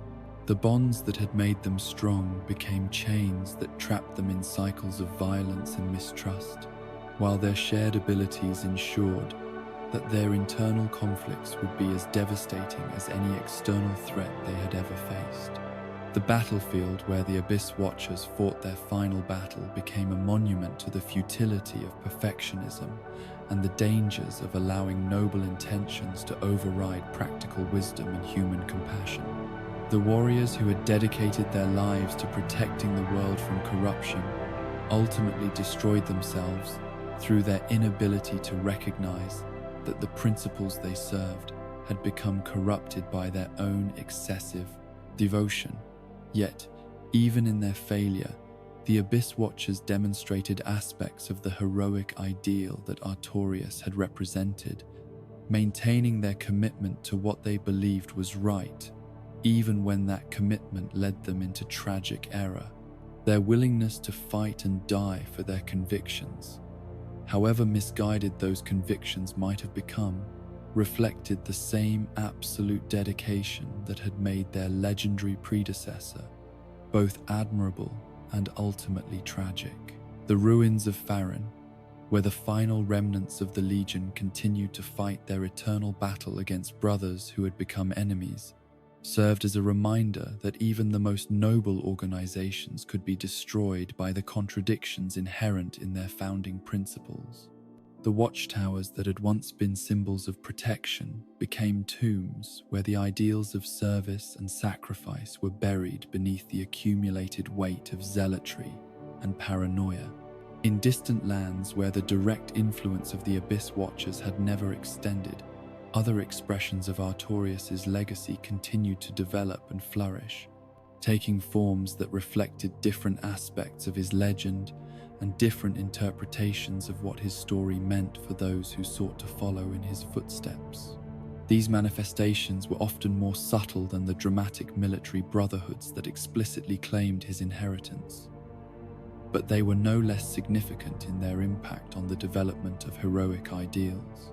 The great library fortresses that arose in several kingdoms during the centuries following the chosen undead's linking of the fire often contained special collections dedicated to preserving and studying the records of ancient homes, heroes, with Artorius' story occupying a place of particular prominence due to its combination of martial excellence and moral complexity.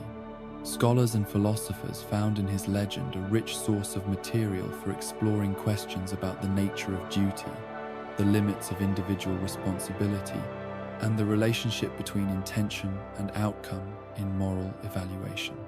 The development of new schools of swordsmanship that claimed descent from Artorius' techniques, though they often had only tenuous connections to his actual methods, helped to spread certain approaches to combat and training that emphasized the integration of physical skill with spiritual discipline. These schools taught not only the mechanics of sword work, but also the mental and emotional preparation necessary for facing supernatural enemies without being overwhelmed by fear or corrupted by prolonged exposure to dark influences. The artistic traditions that grew up around the legend of the Abysswalker produced works of remarkable beauty and complexity, from epic poems that explored the psychological dimensions of his corruption and redemption, to paintings and sculptures that attempted to capture the tragedy and nobility of his story in visual form. These works served not only as entertainment, but as vehicles for transmitting moral and philosophical insights to audiences who might never encounter such ideas through more direct educational methods. The religious movements that incorporated Artorius' story into their theological frameworks often interpreted his fall and redemption as a metaphor for broader spiritual truths about the nature of good and evil, the possibility of salvation, even after corruption, and the mysterious ways in which divine providence could work through apparent disaster to achieve greater good. These interpretations provided comfort and hope to believers who faced their own struggles with temptation and failure. The influence of Artorius' legend on the development of chivalric codes and military ethics was particularly pronounced in regions where knightly orders played important roles in maintaining social stability and defending against external threats. His story provided a template for thinking about the proper balance between obedience to authority and loyalty to higher principles, about the acceptable costs of pursuing noble goals, and about the responsibilities that came with possessing exceptional abilities. The emergence of what came to be known as Artorian knighthood represented an attempt to systematize the virtues that his legend celebrated, while avoiding the isolation and vulnerability that had contributed to his downfall. These knights operated not as solitary heroes, but as members of communities that provided support, guidance, and accountability to prevent any individual from being overwhelmed by the burdens of their calling. The weapons and armor associated with Artorian traditions often incorporated symbolic elements that served as reminders of the lessons that could be drawn from the Abysswalker's story, from wolf motifs that honored his partnership with Sif, to protective wards that represented the importance of maintaining spiritual defenses against corruption. These items were valued not only for their practical effectiveness, but for their connection to ideals that transcended mere material utility. The festivals and ceremonies that developed around the commemoration of Artorius' legend provided opportunities for communities to reflect on the values he represented and to renew their commitment to the principles of service and sacrifice that his story celebrated. These observances often combined solemn remembrance of his tragedy with joyful celebration of the heroic ideals that his legend had helped to preserve and transmit across generations.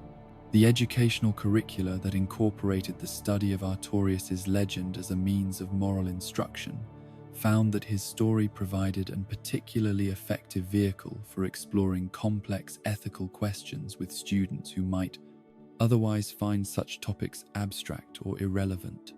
The dramatic elements of his tale engaged attention and imagination, while the moral complexities required careful thought and analysis that developed critical thinking skills.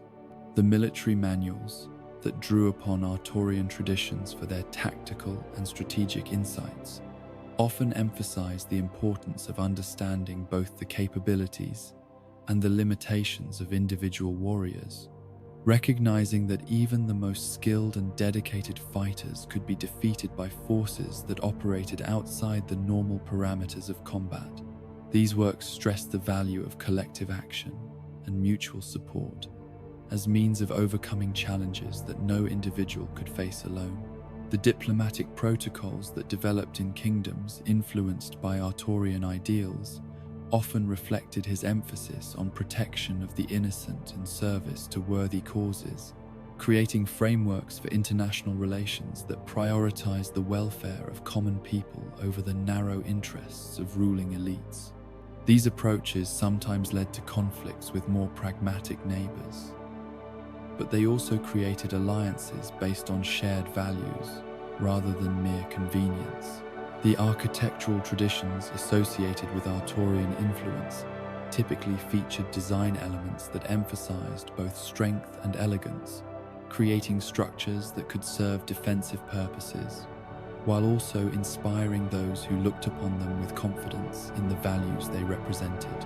Castles, temples, and public buildings in this style often incorporated features that facilitated community gathering and collective action. The economic systems that developed in regions where Artorian ideals had taken deep root often reflected his emphasis on service and sacrifice through institutions that balanced individual achievement with collective welfare, creating markets and trade relationships that prioritized long-term stability over short-term profit. These arrangements sometimes proved more resilient during times of crisis than purely competitive systems. The legal frameworks influenced by Artorian traditions typically included provisions for protecting those who could not protect themselves, and for holding individuals with exceptional abilities to higher standards of responsibility than ordinary citizens. These laws recognized that great power carried with it great potential for both benefit and harm, requiring careful regulation and oversight to ensure that it was used wisely. The technological innovations that emerged from communities inspired by Artorius' legend often focused on developing tools and techniques that could be used by groups working together rather than by isolated individuals, reflecting his story's emphasis on the importance of connection and mutual support in facing extraordinary challenges. These developments contributed to advances in communication, transportation, and manufacturing that benefited entire societies. The literary traditions that grew up around the Artorian legacy produced works that explored themes of loyalty, sacrifice, and redemption through stories that drew inspiration from his legend while adapting its elements to reflect the concerns and circumstances of different times and places. These works kept his ideals alive and relevant for new generations while allowing for creative interpretation and development of his themes. The philosophical schools that incorporated Artorian concepts into their teachings often focused on questions about the nature of heroism, the proper response to moral complexity, and the relationship between individual excellence and collective good. These intellectual traditions provided frameworks for thinking about ethical problems that drew upon his legend's insights, while extending them into new areas of inquiry and application. As the centuries passed and the immediate circumstances that had given birth to the Artorius legend faded into history, the story itself continued to evolve and adapt, finding new expressions and interpretations that reflected the changing needs and concerns of each successive generation. The core themes of service, sacrifice, and the struggle against corruption remained constant, but their specific applications varied according to the particular challenges that different societies faced. The enduring power of Artorius' legend lay not in its historical accuracy or its specific details, but in its ability to provide a framework for understanding the complexities of moral choice and the nature of true heroism in a world where simple answers were rarely sufficient, and where the greatest threats often came not from external enemies, but from the corruption of noble intentions by circumstances beyond individual control. His story continued to inspire because it acknowledged both the possibility of heroic achievement and the reality of heroic failure, offering hope without denying the genuine difficulties that faced those who sought to serve causes greater than themselves.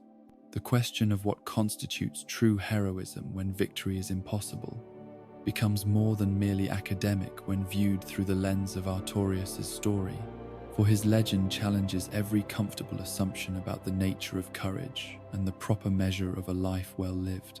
In a world that has grown accustomed to celebrating only those who achieve their stated objectives, who overcome their obstacles and emerge triumphant from their trials, the Abysswalker's tale forces a confrontation with more difficult truths about the relationship between intention and outcome, between effort and result.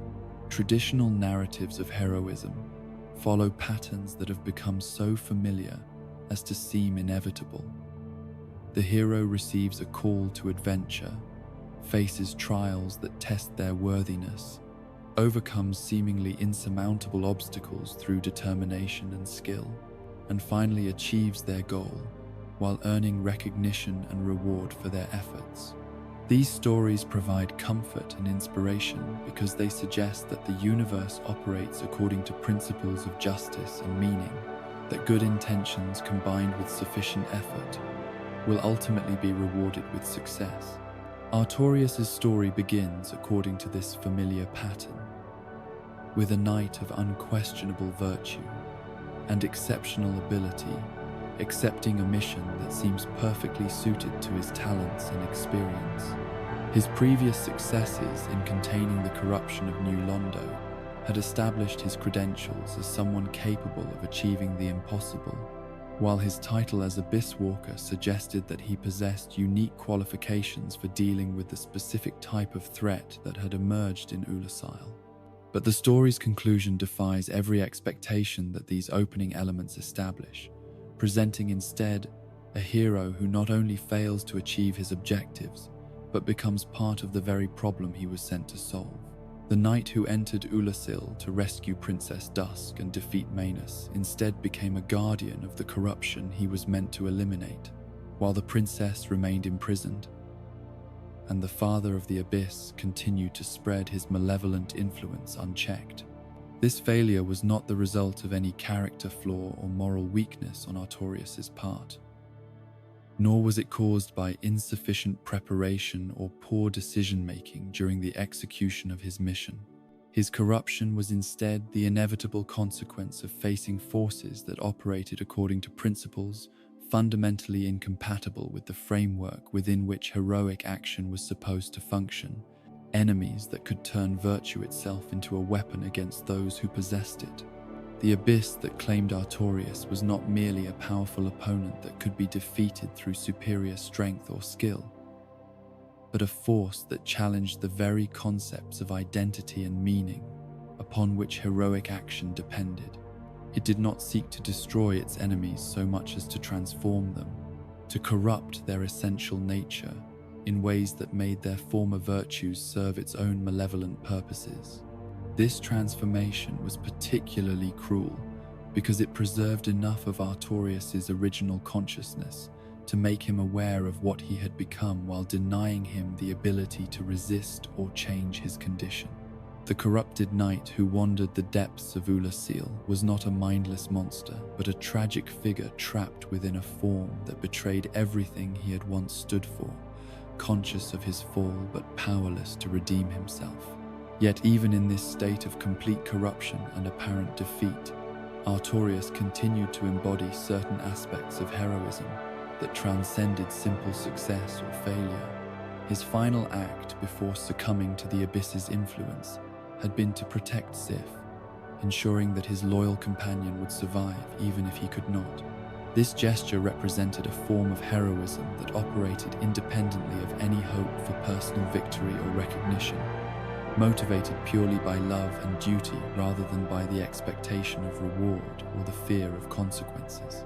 The sacrifice that Artorius made in preserving Sif's life demonstrated that heroic action could retain its essential nobility even when stripped of all possibility of conventional success. His decision to use his remaining strength and sanity to protect another being rather than to preserve himself revealed a moral clarity that remained uncompromised, despite the overwhelming forces that were corrupting every other aspect of his existence.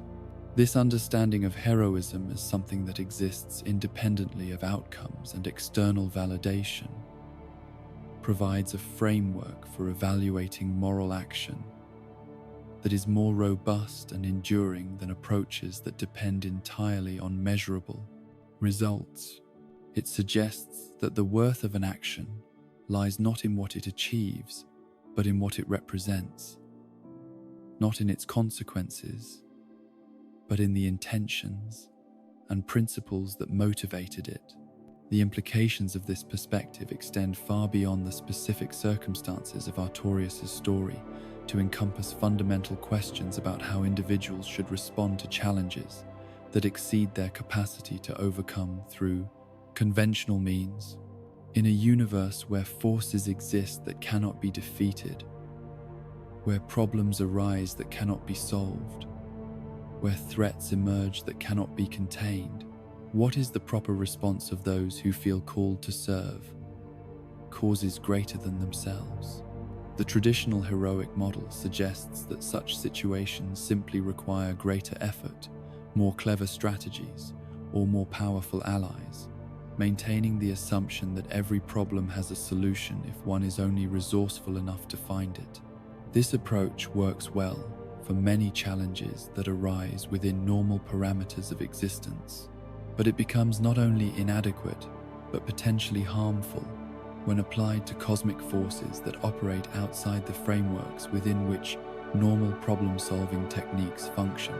Artorius' story suggests an alternative approach that acknowledges the reality of insurmountable obstacles while maintaining the possibility of meaningful action in the face of certain defeat.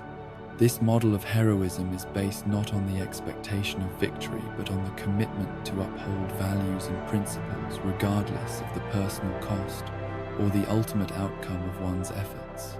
The courage required for this form of heroism is different from the courage celebrated in traditional narratives, requiring not the confidence that one's efforts will be rewarded with success, but the faith that acting according to one's deepest convictions is worthwhile even when it leads to personal destruction.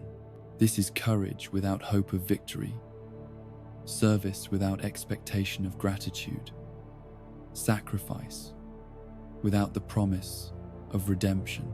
The philosophical implications of accepting this model of heroism are profound, requiring a fundamental shift in how individuals think about their relationship to the larger forces that shape their existence. Instead of seeing themselves as agents capable of imposing their will upon reality through sufficient effort and determination, they must learn to see themselves as participants in patterns larger than their individual understanding, contributing to outcomes that they may never fully comprehend. This perspective does not diminish the importance of individual action or suggest that effort and intention are meaningless in the face of cosmic indifference. Rather, it locates the meaning of heroic action in the action itself, rather than in its consequences, finding significance in the decision to act according to principle, rather than in the results that such action produces. The example that Artorius provides of this alternative form of heroism has resonated across the centuries, not because it offers comfort or reassurance about the ultimate justice of the universe, but because it acknowledges the reality of moral complexity while maintaining the possibility of noble action within that complexity. His story speaks to those who face challenges that exceed their capacity to overcome, offering not the promise of eventual victory, but the validation of struggles that may never be recognized or rewarded. The legend that grew up around Artorius' mission to Oolacile demonstrates how societies often prefer comforting falsehoods to difficult truths, creating narratives that celebrate conventional success rather than acknowledging the more complex realities of moral action in an imperfect world. The story of his supposed triumph over Manus and rescue of Princess Dusk provided inspiration and hope to those who needed to believe that heroes could overcome any obstacle, but it also obscured the more valuable lessons that could be drawn from his actual experience. The chosen undead's role in completing Artorius' mission while preserving the fiction of his success illustrates one possible response to the tension between truth and inspiration, between accurate history and beneficial mythology. By allowing the credit for their actions to be attributed to the fallen knight, the chosen undead demonstrated a form of humility and wisdom that transcended personal glory while ensuring that Artorius' sacrifice would not be forgotten or diminished. This arrangement satisfied multiple needs simultaneously. It preserved the inspiring power of Artorius' legend, while ensuring that the practical objectives of his mission were actually accomplished. It honored his sacrifice without diminishing the complexity of his fate, and it demonstrated that heroic action could be motivated by purposes that went beyond personal recognition or historical accuracy. The cyclical nature of the challenges that faced successive generations of heroes in the Dark Souls universe reflects broader patterns of existence that transcend any single individual's capacity to resolve permanently. The linking of the fire, the rise and fall of kingdoms, the emergence and containment of corrupting forces, all represent recurring themes that suggest the universe operates according to principles that exceed human understanding or control.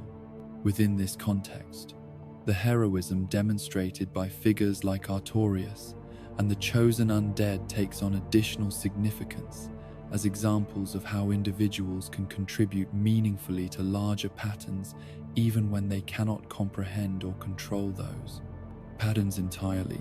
Their actions become part of ongoing processes rather than final solutions, contributions to stories that extend far beyond their individual participation. The recognition that heroism might consist not in solving problems permanently, but in maintaining resistance to forces that can never be completely defeated, requires a fundamental reorientation of expectations about what constitutes a Danes, successful life, or a worthwhile endeavor. It suggests that meaning might be found not in achieving ultimate victory, but in participating authentically in ongoing struggles whose outcomes remain uncertain. The wisdom traditions that have developed around Artorius' legacy often emphasize this understanding of heroism as process rather than outcome, focusing on the development of character traits and spiritual disciplines that enable individuals to act courageously and compassionately regardless of circumstances. These traditions recognize that the external conditions that heroes face may be beyond their control, but their responses to those conditions remain matters of choice and responsibility. The training methods associated with Artorian traditions typically emphasize not only the development of combat skills and tactical knowledge, but also the cultivation of mental and spiritual resilience that enables warriors to maintain their essential identity and moral orientation, even when facing forces that seek to corrupt or destroy them. This preparation acknowledges that the greatest battles may be fought not against external enemies, but against the temptation to abandon principle when doing so seems necessary for survival or success. The communities that have formed around Artorian ideals often function as support networks that help individuals maintain their commitment to noble purposes during periods of discouragement or apparent futility. These groups recognize that heroic action is rarely sustainable in isolation, and that even the strongest individuals benefit from the encouragement and accountability that comes from association with others who share their values and aspirations. The artistic expressions that have emerged from contemplation of Artorius' story frequently explore themes of beauty that persists despite corruption, of meaning that survives despite apparent meaninglessness, of hope that endures despite overwhelming evidence for despair. These works suggest that the aesthetic dimensions of existence may provide forms of value that remain accessible, even when conventional measures of success prove impossible to achieve. The spiritual practices associated with Artorian traditions often focus on developing forms of inner strength that do not depend on external validation or tangible results, recognizing that the peace and satisfaction that come from living according to principle are rewards that cannot be taken away by external circumstances. These disciplines help practitioners find fulfillment in the process of service, rather than only in its outcomes. The philosophical frameworks that have developed around Artorius' legacy typically emphasize the importance of accepting responsibility for one's choices and actions, while acknowledging the limitations of individual agency in shaping larger outcomes. This perspective seeks to balance personal accountability with realistic assessment of what individuals can and cannot accomplish within the constraints of their circumstances.